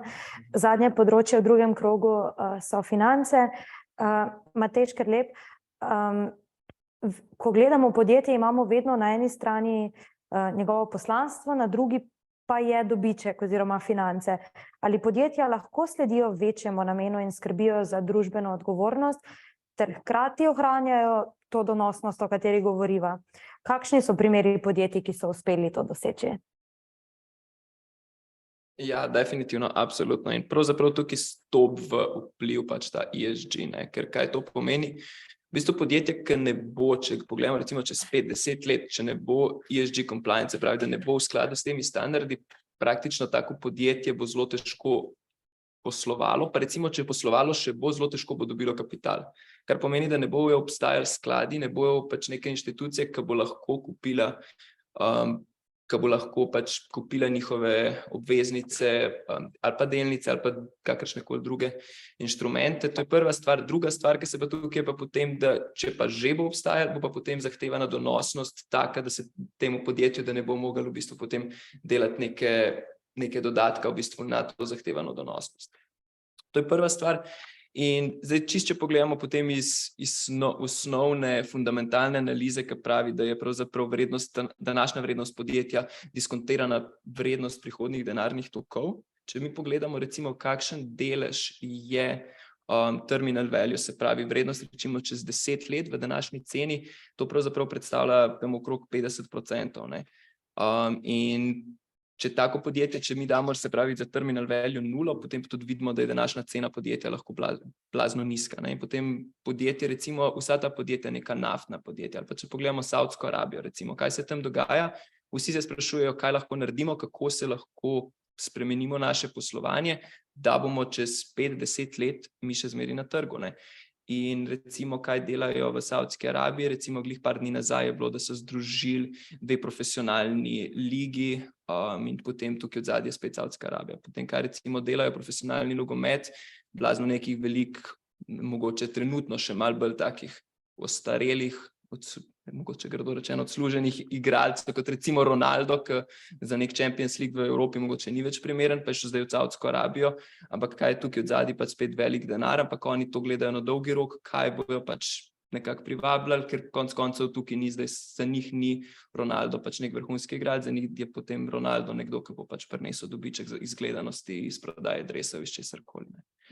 Tako da to je ena stvar. Potem zdaj primer, recimo, kaj je bilo v zgodovini, če pogledamo angleško podjetje, ki se ukvarja, se pravi, še zmeri Marks & Spencer. Simon Marks je recimo, to je že daleč nazaj, ampak to v svojem času je recimo on videl, da je ena izmed zaposlenih prodajalk v trgovini z oblekami, pravzaprav je padla skupaj. In potem pač ga to zaskrbelo, kaj se zdaj tukaj dogaja. Ugotovili se je, da pravzaprav ona sama sebe strada, zato ker je mož izgubil službo in da potem imajo doma sploh kaj za jesti. In kar je on takoj uvedel, je uvedel to, da so bile brezplačne malice za vse zaposlene. In ni bilo to zdaj win-win, samo pravzaprav win-win je bilo tukaj zdaj za oboje. Ne? Se pravi, ne samo, da so zaposleni hoteli delati za njegovo podjetje, s tem je on tudi dober kader, ker se je vedel, se je govorilo, da njegovo podjetje je dobro, da lepo skrbi za zaposlene. Potem je pa pravzaprav tudi z vidika, čist z finančnega, denarnega vidika, pa s tem, ker zaposleni niso izostajali z dela, on ni rabil iskati novega kadra, ni rabil plačevati nekih bolniških odsotnosti in je s tem potem tudi na profitabilnosti na dolgi rok profitiral. Govoriva o primeru iz tujine, torej v eseju pa predstavite tudi še en primer, kako je podjetje Theranos, ki je bilo vredno 9 milijard ameriških dolarjev kljub svojemu inovativnemu potencialu in nekemu velikemu zagonskemu kapitalu propadlo zaradi slabega korporativnega upravljanja. Morda v 2-3 povedih nam predstavite situacijo in kaj so bile ključne pomanjkljivosti konkretno v njihovem primeru. Ja, zdaj ključna pomanjkljivost je bilo tukaj, primarno je bilo to, da so lagali. Ne? Se pravi, oni so lagali investitorjem, da oni imajo neko čudežno napravico, ki iz 2-3 kapljic krvi lahko ugotovi, a ima nekdo rak, a ima nekdo diabetes, kar se je izkazalo, da pač ne deluje in ker se je to, ker pač Financial Times to objavil, to raziskavo in potem še drugi, je zadeva totalno propadla. In ja, kot sem že omenil, sojenje, zapor in vse skupaj. Zdaj, kaj je šlo pa narobe? Tukaj narobe je šlo več stvari. Prva stvar, ki sem že omenil, je, se pravi, da je bilo pomanjkanje strokovnega znanja v sami upravi podjetja. Potem naslednja stvar je recimo, da je v bordu, se pravi, da v bordu recimo je bilo neko, da je bilo mentorstvo. Ne? Se pravi, v bordu smo imeli mi recimo Elizabeth Holmes in potem je imela ona noter v svojem bordu še nekoga, ki je bil mentor, ne? Kar definitivno ni dobro, če imaš ti nek bord, ki je konstantno soglasen. Ne? Ti hočeš imeti nekako v upravi podjetja ljudje, ki se bojo ki bojo imeli različna mnenja, zato da bo na koncu za podjetje to dobro, da ne bojo konstantno rekli, ja, to je vse v redu, gremo naprej, potem pa ne bojo videli nekih težav, ki so potencialne za podjetje. S tem zaključujemo drugi krog debate, prehajamo pa v tretjega, zame tudi najbolj zanimivega, ko bom lahko poklicala predstavnike različnih področij, da zagrizejo skupaj v kakšno vprašanje, interdisciplinarno vprašanje in tako poskušamo najti odgovore in pa rešitve na nekatere dileme prihodnosti in trajnosti. Kot zmeraj začnemo na področju biokemije in kemije z Meto Kodrič. Pri prvem vprašanju pa je bo pomagala kolegica z računalništva Anja Zdovc. Ja, morda ker Anja mikrofon prva. Moje vprašanje je, cena zdravil narašča, zato bomo morali razmišljati tudi o tovrstnih rešitvah, kako lahko uporabimo recimo računalniške simulacije in umetno inteligenco pri pomoči za zmanjševanje stroškov razvoja zdravil v farmacevtski industriji, ki jo je predstavila Meta. Ja, torej strojno učenje se definitivno lahko uporabi v vseh fazah razvoja zdravil, od začetka, ko ugotavljamo, katere so potencialne učinkovine, do mogoče napovedovanja, kakšni bojo stranski učinki, kakšne doze so najbolj primerne in s tem lahko zelo zmanjšamo recimo količino zdravil, ki jih bomo sploh testirali, lahko zmanjšamo število oziroma obsežnost kliničnih raziskav, lahko tudi zmanjšamo obsežnost testiranja na živalih. Zasledila sem tudi, da recimo kombiniranje zdravil, ki je zelo popularno pri zdravljenju raka, je tukaj vprašanje, katere dve zdravili bomo skupaj kombinirali in zato, da ne rabimo vseh kombinacij preverjati, lahko uporabimo strojno učenje. Tukaj bi mogoče pa se navezala na to povezovanje podjetij, ker je tukaj vprašanje, ki se mi zastavlja, kako mi pridobivamo podatke za te simulacije in za učenje modelov, ker si mislim, da verjetno imajo velika podjetja ogromno teh podatkov, kar pomeni, da manjša podjetja zelo težko sploh naredijo te simulacije. Tako da mogoče, če imaš še ime kakšno misel. Ja, konkretno na to definitivno, da si velika podjetja lahko privoščijo, da pač vlagajo v najrazličnejše tehnologije, najrazličnejši kader in so zato bolj usposobljena za tudi take kompleksne računalniške analize. In zato je sodelovanje ena izmed prednosti, ki lahko pomaga tako malemu kot velikemu podjetju. Je pa, kot je Anja omenila, na farmacevtskem področju računalništvo zelo aktualno. Tukaj gre za analize nekih kompleksnih eksperimentalnih podatkov ali za presejalne teste potencialnih učinkovin ali za mogoče dizajniranje novih proteinov, ki še v naravi sploh ne obstajajo. Skratka, možnost je neskončno in je to definitivno zelo perspektivno področje v farmacevtskem sektorju. V naslednjih minutah pa bomo povezali fiziko s kemijo.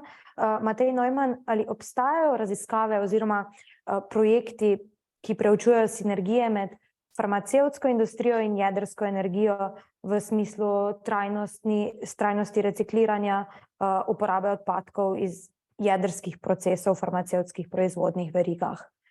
Si seznanjen s čim takim? Ja, zdaj, da bi obstajale kakšne pogobljene,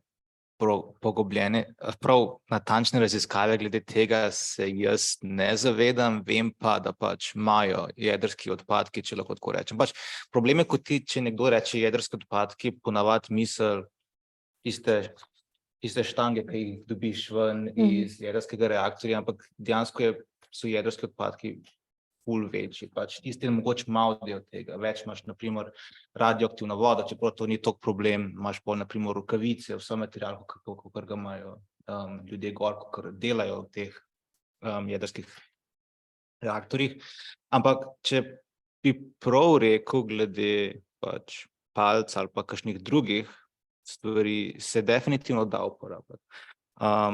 Na primer, ja, jedrska elektrarna ti bo dala ven energijo, samo ima pa tudi, to so dejansko odpadki, ampak se na primer uporabljajo v medicini, lahko dobiš točno določene izotope ven, ki potem lahko pomagajo pri diagnostiki ali pri zdravljenju, na primer raka. Glede točnega tega procesa, kako to deluje, pa jaz ne vem, tako da bo mogoče tako povedati. Ja, v bistvu se radioaktivni izotopi se uporabljajo za označanje nekih molekul, ki se potem specifično v telesu vežejo na neke proteine oziroma na neke patološke stvari in lahko na ta način detektiramo bolezni. Primer je na primer zdravilo fluortaucipir, kjer se na organski skelet doda fluorov izotop in se potem ta molekula specifično veže na proteine, ki agregirajo pri Alzheimerjevi bolezni, se pravi v možganjih, in lahko mi v bistvu s takim diagnostičnim markerjem zaznamo bolezen pri bolnikih. Zdaj se pa konkretno te radioaktivne izotope, ki nastanejo v procesu pač v jedrski elektrarni, uporablja v farmacevtski industriji, to si pa ne upam trditi, ker ne poznam tega področja dovolj dobro. Odlično, gremo na računalništvo, ki ga bomo povezali z drugo polovico omizja, s financami. Matej Škrlep, kakšne so posledice pristranskosti umetne inteligence za upravljanje s človeškimi viri v startupih, govorila sva o teh začetnih fazah podjetij? Ali obstaja možnost, da pristranskost v algoritmu za odločanje vpliva na procese zaposlovanja, napredovanja ali pa samo recimo ocenjevanja uspešnosti zaposlenih v startupih? Mislim, ja, definitivno z vidika kadrovnikov je to velik problem, tako kot je Anja že v uvodu to omenila. Zdaj, ja, firme so in bojo uporabljale neke te algoritme za eliminirati kandidate, zato ker teh kandidatov sploh za te velike firme je pač ogromno veliki, na nek način na začetku morajo pač oni to izločiti, čisto roko na srce. To je definitivno potem glede teh biasov, algoritmov, po moje se Anja veliko bolj spozna. Moj vidik je pa tukaj recimo to, da v startupih je blazno težko sploh ugotoviti, kaj je dober kader. Zdaj lahko po eni strani je dober kader lahko nekdo, ki pokriva vsa področja, ki jih startup ima, po drugi strani je v nekem startupu nekdo blazno dober kader, ki se pa specializira čisto na neko specialno področje in je v tistem vrhunski, ja ne vem, top 3 na svetu recimo. To je ena stvar, naslednja stvar je pa potem če mi ne vemo čist kam točno startup peljemo, če mi ne vemo, kaj bi radi, da output je pa tudi težko nekako napisati neko funkcijo oziroma kako priti do te točke, ne. Tako da, ja, z vidika HR-a tukaj je po moje zelo težko in potem to težko reči, kaj zdaj sploh je nek bias, ki nas k temu pelje, no. Zdaj tukaj ne vem točno, če v startupih tudi uporabljajo te sisteme za zaposlovanje, a slučajno veš? Jaz bi rekel tako, po mojem mnenju, če nekdo štarta neko podjetje zagonsko, je zelo velikokrat tako, da nekega sistema praktično ne bo, ampak bo ta sistem izjemno biasni, ta sistem bo deloval tako, kdo koga pozna, a poznaš koga, ki je dober v IT-ju, a poznaš koga, ki zna dober baze postaviti, a poznaš nekoga, ki se specializira na medicino. In je to potem prijatelja in na tak način. In to definitivno je bias, ker lahko se prijavi 10 kandidatov, če je nek manjši startup, ampak na koncu vzel boš tistega, ki ti je nekdo dal besedo za njega, ja, on pa je dober, on pa nekaj zna. Tako da, ja.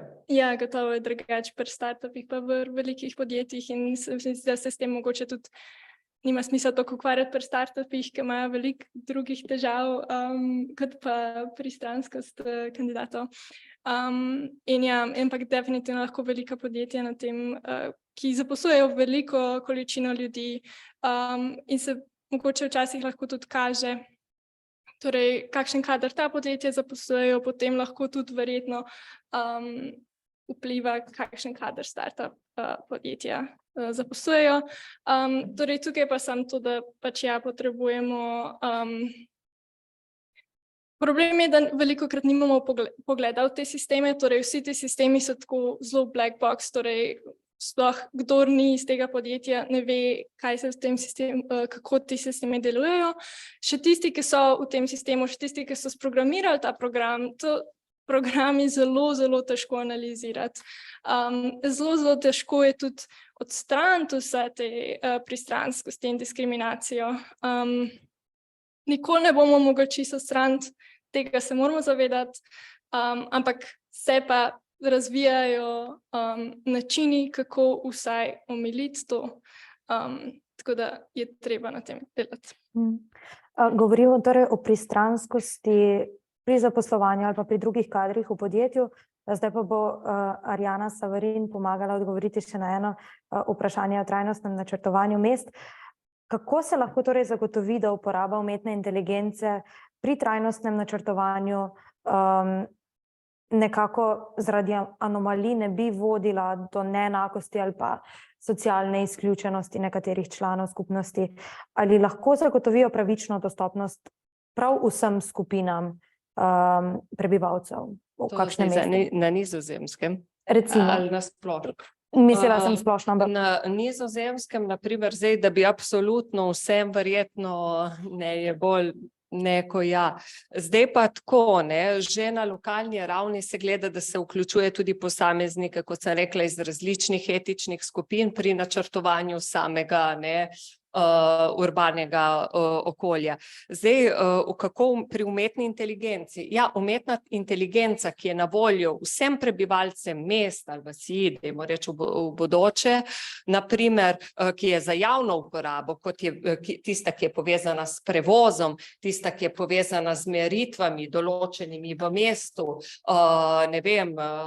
s kolesi, ki čistijo zrak, ali pa z robotskimi plovili, ki jih na Nizozemskem v Amsterdamu že testirajo, katera bodo naprimer lahko prevažala potnike, bila v vlogi taksija ali pa tudi, dajmo reči, prevoznega sredstva. Tako da potem, kar se tiče tu prevažanja smeti, to bo za vse neugodno, ne. Je pa problem res pri samim urbanistiki oziroma zagotavljanju teh trajnostnih in podnebno, dajmo reči, učinkovitih zgradb, ker je res pa, da si to lahko privoščijo pri trenutnih cenah, ne, pametne hiše, pametni domovi, čeprav je to načeloma že vključeno v neko urbano infrastrukturo, da se gleda, da so stanovanja čim bolj sončna, zato ker nimajo toliko sonca, tako da so velika okna, tako da že to temperaturo dvigne. ampak vseeno pri res načrtovanju, ne vem, pametnih hiš, ko bo, ne vem, pametni hladilniki, štedilniki, to imajo res na splošno še dostop, dajmo roko na srce, pa tudi električni avtomobili. Ne, če pogledamo samo pri nas, je subvencija 5000 evrov in še vedno se ljudem bolj splača motorno, na motorni, mislim na fosilna goriva. Tako da umetna inteligenca bo tudi morala delati v tej smeri, predvsem lokalne oblasti, da bo vsej v določenih segmentih bolj dostopna in tudi vključujoča in ne izključujoča. Zdaj, kar se tiče, kot sem rekla, javne uporabe, umetna inteligenca, ki se uporablja za meritve okolja, od biologije, kemije, fizike, v zdravstvene namene, to je vse nevključujoče, kar je pa bolj zasebna, dajmo reči, lastnina, kar je subvencij, na primer Nizozemska na lokalni ravni, nameni precej subvencij do 5000 evrov na leto, in dosti je teh iniciativ, tako da je vseeno nekako so malo v prednosti, na primer, če v primerjavi s Slovenijo je malo več teh subvencij. Tako da in tudi lokalnega povezovanja, prav z namenom trajnostnega, urbanističnega, dajmo reči, načrta. Dam mogoče čas za repliko, Anji Zdovc. Bomo pravkar zamenjali žogico, pa imamo vprašanje za vas, pa se morda takrat lahko navežete na gospo Arjano. Kako konkretno Nizozemska izkorišča inovacije pri umetni inteligenci, če morda veste, in tej digitalizaciji za doseganje trajnostnih ciljev na področju urbanega načrtovanja? To je vprašanje za kolege. Predvsem so tukaj modeli pametnih mest in sicer potekajo meritve, kot sem rekel, od ozračja do vodostajev, se dogajajo razne meritve, potem, kot sem rekla, robotika, robotska plovila, v prometu, v zagotavljanju energije, v gospodarstvu, tudi v krožnem gospodarstvu, dajmo reči, na vseh segmentih je prisotna in sploh, dajmo reči, sodobna mesta polagajo veliko vrednost umetni inteligenci, predvsem na področju, se pravim, tudi strojnega učenja na podlagi zagotavljanja tudi javnih storitev prebivalcev. Ja, definitivno. Čeprav sem recimo večinoma govorila o tem, kako je lahko umetna inteligenca pristranska ali diskriminira, je definitivno velikokrat lahko odpravlja diskriminacijo oziroma pristranskost, če jo tako uporabimo. Zdaj, sicer za Nizozemsko nimam osebnih izkušenj, tako da ne morem iz prve roke govoriti, ampak kakor sem zasledila, država veliko dela na umetni inteligenci, poleg tega, da imajo vrsto univerz, ki nudijo vrsto programov iz umetne inteligence, veliko tudi investirajo v različne startupe. Zasledila sem, da ima Nizozemska v Evropski uniji največ startupov iz umetne inteligence na prebivalca. Tukaj se pa verjetno ta startup energija združi s to miselnostjo Nizozemske o trajnosti in zato je veliko teh novih inovacij prav nam pomaga k trajnostnemu razvoju in posledično tudi bolj pravični družbi. Zdaj smo že globoko v družboslovju in humanističnih vedah. Ja, rekli ste, Nizozemska ima to miselnost o trajnosti. Matej Neumann, kako pa se lahko uporaba jedrske energije v prometnem sektorju mobilnosti vključi v celovit trajnostni načrt, ki upošteva tudi alternativne vire energije, kot so recimo obnovljivi viri in pa popularna elektrifikacija vozil? Slišali smo veliko tudi o mobilnosti na Nizozemskem, ampak vaše mnenje? Ja, to sem malo že prej povedal. Prehod na električne vozila, pa naprimer električne skiroje, električne kolesa je načeloma dobra, niti treba imeti fosilnih goriv, manj bo se onesnaževal v zrak, ampak obenem moraš pa vedeti, kje ta elektrika, s katero ti polniš avto, kolo, motor, karkoli sploh pride. Če pride iz tovarne, če pride iz termoelektrarne, ki ima premog, pa obenem tudi pač onesnažuje zrak, ni kaj prav preveč boljša, kot če bi imel avto na bencin. In je velika raziskav na tem in ja, jedrska energija je ena izmed najbolj čistih virov energije, ki jih imaš lahko tam. Imaš sicer te jedrske odpadke, ampak tiste se da bolj shraniti in je tudi povzroči manj škodo, manj smrti, kot katerokoli drugi odpadki, kot naprimer CO2 v zraku. Tako da ja, pač moj mnenje bi bil, ja, fajn je, da ratamo čim manj odvisni od teh fosilnih goriv, ampak obenem moramo pa vedeti pač, kje ta energija, ki polne naše avte, kolesa sploh prihaja. In če to prihaja iz neke termoelektrarne, ki pač onesnažuje zrak, pa vse to, se mi zdi, da ni prav veliko boljš, kot če bi samo direkt vozil avto na bencin. Da v debato vključimo še Mateja Škrlepa s področja financ, kako bi se lahko na inovativen način spodbujalo neke finančne investicije in nenazadnje raziskave na področju mobilnosti, da bi zagotovili prehod v bolj trajnostno energetsko prihodnost v prometnem sektorju? Tukaj se treba vprašati, pravzaprav, kdo bi to neko trajnostno ta prehod vodil. Bi šlo zdaj tukaj za inicijativo države, ker potem pač je treba nekako narediti neke regulacije in pač vložiti toliko in toliko v te sektorje. Bi šlo to tukaj za neke start-upe, manjša podjetja. Zdaj, če gre tukaj za start-upe, se potem spet treba vprašati, kako bodo te start-upi financiranja. Bo šlo tukaj za VC kapital, se pravi, da pač grejo neka manjša podjetja, bo šlo tukaj potem za neke večje private equity firme, bo šlo potem tukaj za, da čez čas, da bojo potem izdajali na borzi, bojo izdajali obveznice, pač vse to so neke opcije. In potem na podlagi tega bojo finančne inštitucije, imajo pravila igre za vsaka od teh sektorjev znotraj financ in potem na podlagi tega se vidi pravzaprav, na kakšen način se bo pravzaprav lahko investirali in kako lahko potem privabimo kapital. Verjetno samo slovenski kapital, pa tudi ne bo tukaj dovolj. In bi bilo spet fino, da se odpre okolje, da lahko pride tudi tuj kapital noter. Zato, ker velik problem Slovenije je, da mi nismo niti emerging market, mi smo frontier market, se pravi, če nekdo tujec hoče investirati v slovenske firme, to pomeni, za njih je to pač tak prevelik rizik, tak prevelik diskonten faktor, da na koncu pustijo in grejo rajš nekam drugam.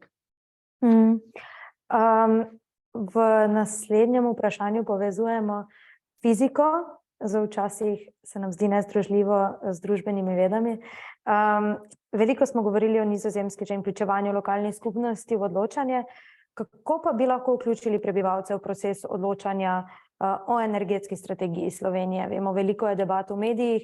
Kako bi recimo po tem modelu, ki ga vpeljuje Nizozemska, vključevali v debato vse? Zdi se, da smo nekako pozabili na navadnega človeka.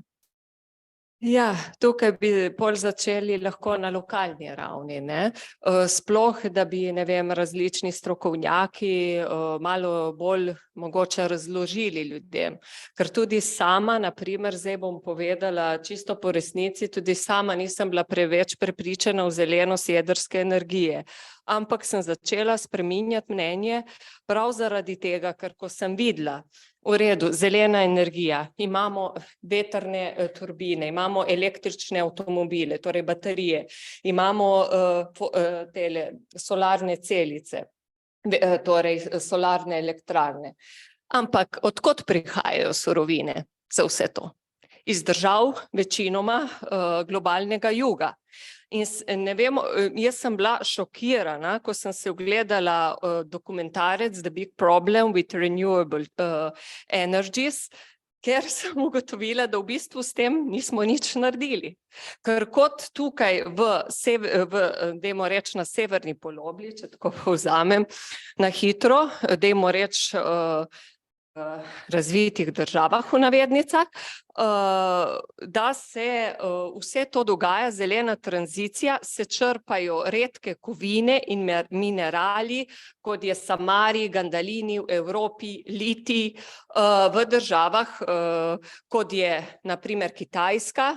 Tam se delavci delajo po vsem nemogočih razmerah, brez zaščite, in kar je še najbolj, da se vsi tej radioaktivni kovinski odpadki, kar odlagajo neposredno v okolje, lokalne oblasti, kmetje nimajo nobene moči, ne rastejo več drevesa, potem da ne omenjam največji rudnik bakra se mi zdi v Boliviji, ker ima katastrofalne razsežnosti na okolje, porabi dosti vode, glede na to, da je tam puščava.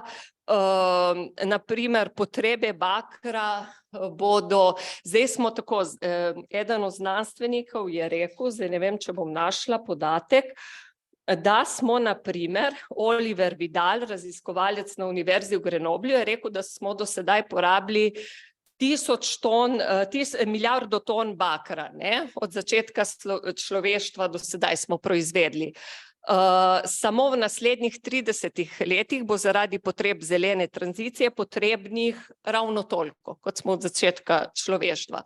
Tako da, kar se dogaja v teh državah, od zdravstvenih težav, porast pljučnega raka, to se tako onesnažuje okolje, da se pridobiva te redke kovine in minerale, da je to nekaj neverjetnega, tako da se bomo mogli malo bolj tukaj tudi delati na tem, ne, kot je rekel kolega, res pomembno se je zavedati, od kod prihajajo surovine.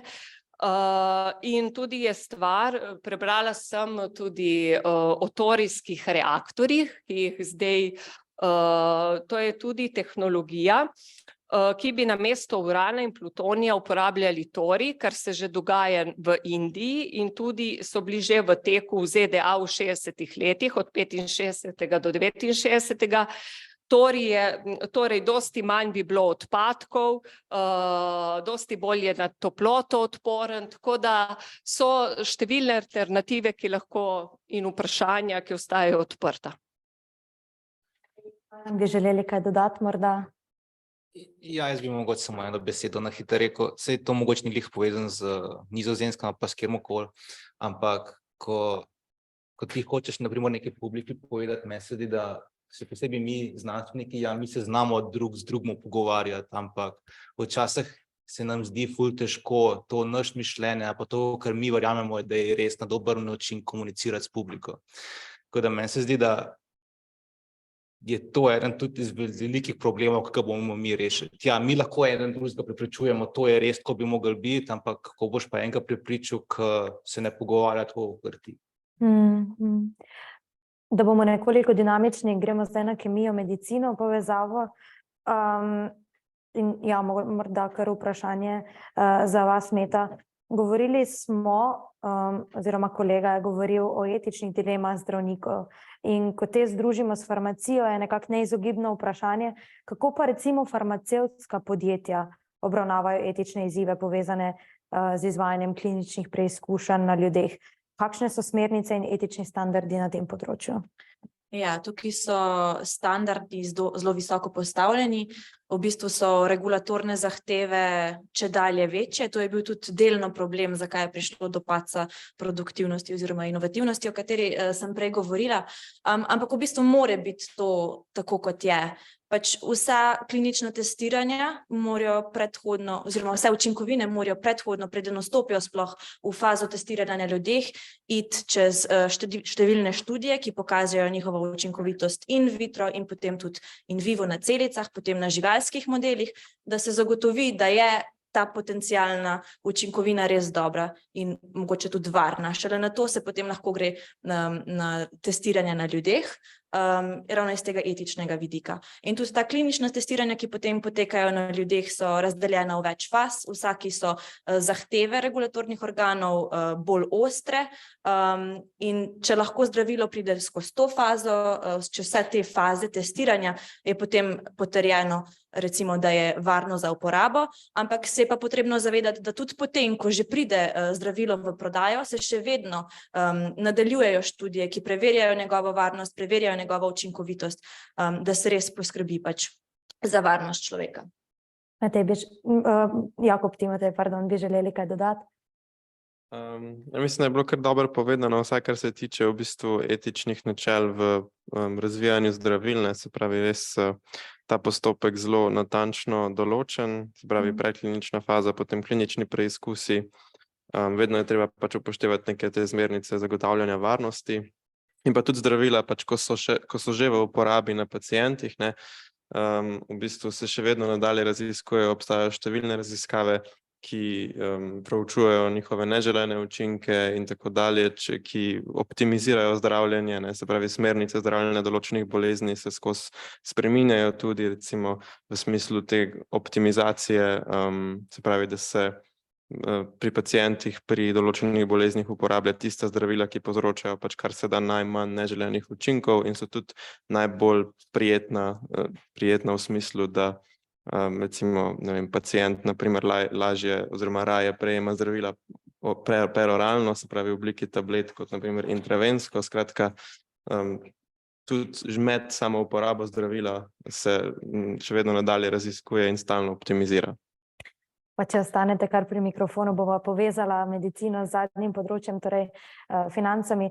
Kako se podjetja v zdravstvenem sektorju, denimo bolnice ali pa zdravstveni domovi, soočajo z etičnimi dilemami, ko pride do sprejemanja odločitev o finančnih prioritetah, ki lahko vplivajo na dostopnost in kakovost oskrbe bolnikov?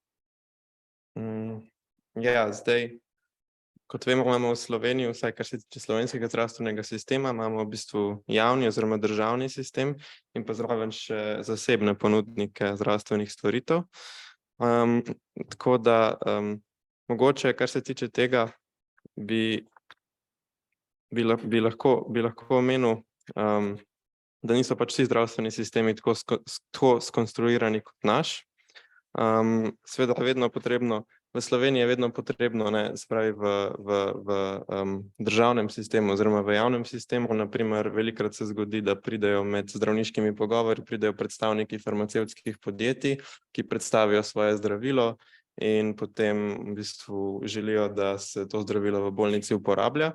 Zdaj v javnih zdravstvenih sistemih je zelo pomembno, da se ali pač bo ta uporaba tega zdravila dejansko realizirana, je zelo pomembno upoštevati strokovne smernice. Zdaj, to bi moglo biti povsod, se pa lahko seveda zgodi, da pri ponudnikih zasebnih zdravstvenih storitev temu ni ravno tako, ne, se pravi, lahko pride tudi do kakšnih neetičnih zadev, kot so na primer nekaj, kar bi lahko mejilo na podkupovanje oziroma take stvari.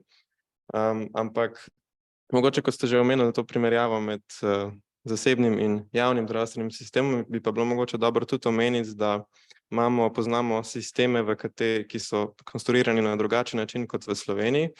Na primer, zasebni zdravstveni sistem ne pomeni samo primer Amerike, ampak bi lahko omenil iz osebnih izkušenj tudi primer Švice. V Švici, na primer, je sistem skonstruiran tako, da pravzaprav ni javnega zdravstvenega zavarovanja, ampak obstajajo samo zasebne zavarovalnice, za katere je za državljane v bistvu obvezno, da so zavarovani pri eni izmed njih. Ne, se pravi, si lahko sami izberejo zavarovalnico, ampak je pač za državljane, je za vse obvezno, da so pri eni izmed njih zavarovani.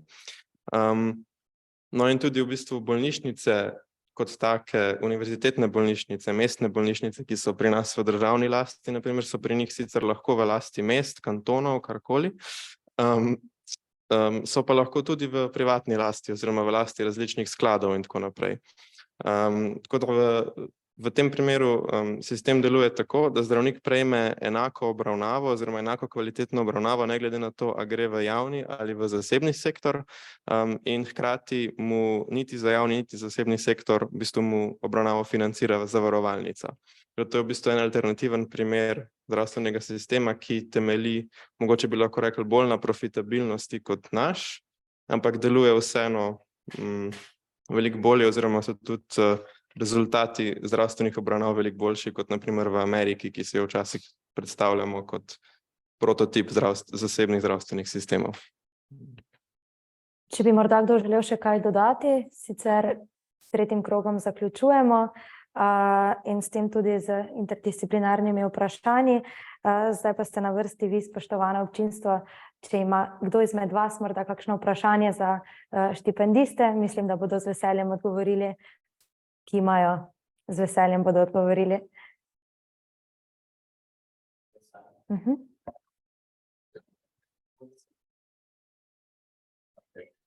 Ja, najprej hvala za to dobro okroglo mizo. V bistvu imam vprašanje za Meto Kodrič. Čisto na začetku ste omenili, da so v bistvu stroški razvoja novih zdravil nekje ob novem tisočletju eksponentno narastli, v glavnem pač zelo narastli, pa me samo zanima, zakaj je tako, ali se v bistvu kakšna nova tehnologija razvija, ali je veliko več birokracije, ali čemu? Ja, v bistvu je ta cena začela eksponentno naraščati že nekje v 50-ih, 60-ih letih prejšnjega stoletja in je potem pač vztrajala v tej rasti. Razlogov je pa več. Zdaj eno je, da so mogoče regulatorne zahteve postajale vse ostrejše. Eno je to, da je znanost postajala vedno kompleksnejša. Zdaj, če si zamislimo, da so v prejšnjem stoletju mogoče proizvajali zdravila z nekim relativno enostavnim mehanizmom delovanja in so jih patentirali, so se potem skozi čas mogli premikati na terapevtsko vedno zahtevnejša področja in je že to mogoče predstavljalo neko bolj drzno potezo, so mogli biti bolj inovativni in so več tvegali. Se pravi, je že v stopnji kliničnih testiranj prišlo v večji meri do neuspeha. Potem tudi vsa odobrena zdravila za klinično rabo so nekako višala standarde za vse še neodobrena zdravila, tudi zato so se pač klinična testiranja daljšala in daljšala. In daljši proces odobritve pomeni več stroškov. Poleg tega tudi je na voljo vedno več nove tehnologije in dejansko je to tudi strošek za farmacevtsko podjetje, da proba imeti vso to tehnologijo in-house. Zdaj, če še eno mogoče na hitro omenim, tudi vedno več ljudi je zaposlenih v raziskovalni dejavnosti v podjetjih in tudi to je strošek, ki je pač vplival na to ceno oziroma še vedno vpliva. Ok, hvala. Morda še kdo? Ali pa kdo na digitalni platformi? Prej ste omenili, da je švicarski sistem zavarovanja in zdravstva toliko boljši od drugih. Mene zanima, zakaj. Ja, zdaj nisem rekel, da je veliko boljši od drugih. Mislil sem v bistvu, da je vsekakor boljši od ameriškega, kjer so recimo pravzaprav, kjer je obravnava res neenakopravna. Ampak jaz mislim, da je v bistvu več faktorjev, zakaj je švicarski zdravstveni sistem tako uspešen. Zdaj, en izmed njih je mogoče ta, kako je skonstruiran, v smislu, da bolnišnice niso vse v lasti države, javne bolnišnice, kot recimo pri nas, ko so v javnem zdravstvenem sektorju vse bolnišnice v državni lasti. So v Švici lahko bolnišnice imajo lahko različne lastnike, kot sem omenil, na primer v Zürichu ima univerzitetna bolnišnica, je v lasti sklada, potem je pa mestna bolnišnica, ki je pa v lasti mesta Zürich, ne.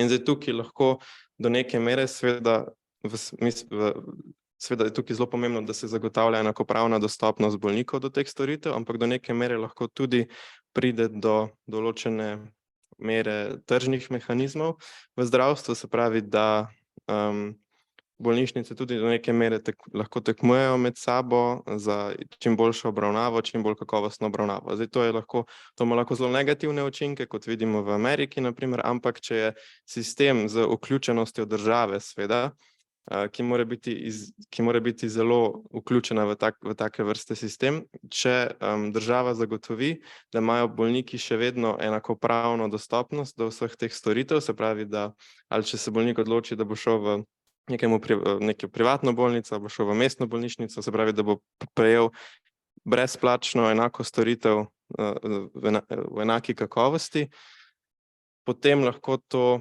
ima kot rezultat precej kvaliteten zdravstveni sistem. Ni pa to edini razlog v Švici, jaz mislim, da je v Švici razlog tudi to, da je veliko boljša organizacija, da je sistem bolj digitaliziran, da je mogoče že, kar se tiče izobrazbe, bi rekel, da je v Sloveniji sicer medicinska fakulteta zelo kvalitetna, še posebej, kar se tiče teoretičnega znanja. Mogoče imajo tam malo več praktičnih izkušenj že med študijem, ampak kar se tiče študija, ne bi rekel, da je tu razlog, tako da predvsem bi rekel, da je razlog v tem, da so res izjemno dobro organizirani, tako na ravni samega delovanja bolnišnice, kot na ravni celotnega sistema. Tudi mogoče, ker je malo bolj decentralizirano vse skupaj. In pa pomemben faktor je tudi verjetno to, da je Švica zelo atraktivna država za tuje zdravnike in da zelo veliko zdravnikov tudi iz držav bivše Jugoslavije, na primer, zelo veliko zdravnikov emigrira, ali pa iz Nemčije, na primer, zelo veliko zdravnikov emigrira tja in v bistvu to jim da nekako še bolj visoko kakovosten kader, no, tako da mi zdi, da mogoče je ta zasebni sistem en faktor v njihovem uspehu, ampak vsekakor so pa tukaj še drugi faktorji, ki naredijo švicarski sistem za, vsaj po mojih izkušnjah, jaz sem do zdaj delal prakse v Nemčiji, Švici, pa v Avstriji in pa v Sloveniji seveda, izmed teh 4 se mi je zdel nekako najbolj kvaliteten, no, ki sem jih izkusil. Hvala za odgovor. Čas imamo morda še za eno vprašanje. Odlično. Hvala za res zanimivo okroglo mizo. Jaz imam pa eno vprašanje za Meto, pa Anja, ne? A se dela v sami industriji farmacije v tej smeri, da bi se simuliralo neke stranske učinke zdravil? Zdaj, poznana so pač neka zdravila, vemo, kakšni so stranski učinki za njih. Verjetno se tudi, mogoče se tudi pozna same te neke mehanizme, kako do teh stranskih učinkov pride. A bi se potem na podlagi teh podatkov dal izvajati neke simulacije, kako bi nova zdravila vplivala na te iste metabolne poti? Tle bi jaz sem povedala, da jaz osebno nimam sem izkušenj, sem pa se pogovarjala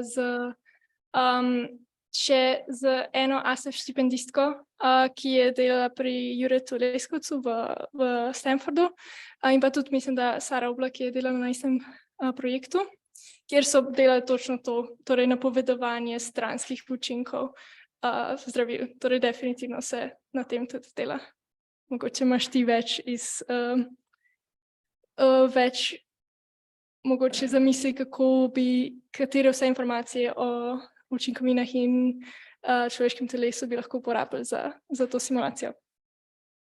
Ja, po mojem tudi je to definitivno mogoče in bo v prihodnosti aktualno. Sploh zato tudi, ker imamo na primer, cena za sekvenciranje genoma vsakega posameznika je že toliko nizka, da lahko v bistvu v prihodnosti zagotovimo nek bolj personaliziran pristop medicine, ker bomo poznali genom, transkriptom, mikrobiom vsakega posameznika in bomo na podlagi teh parametrov lahko bolj personalizirano zdravili.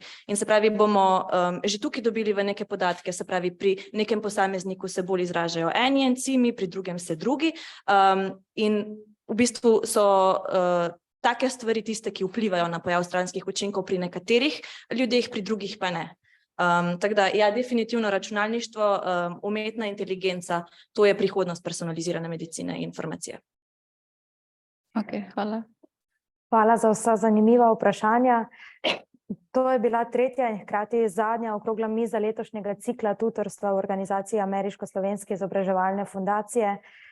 Dragi poslušalci, zahvaljujem se vam, da ste večer preživeli v naši družbi, štipendistom pa zagotovo za vse izjemne ideje in navdihujoče premisleke. Želim vam veliko uspeha tudi na vaši nadaljnji študijski in poslovni poti. Upam, da se boste še naprej trudili ustvarjati prihodnost, ki bo trajnostno naravnana in tako boljša prav za vse nas. Najlepša hvala in lep večer še naprej.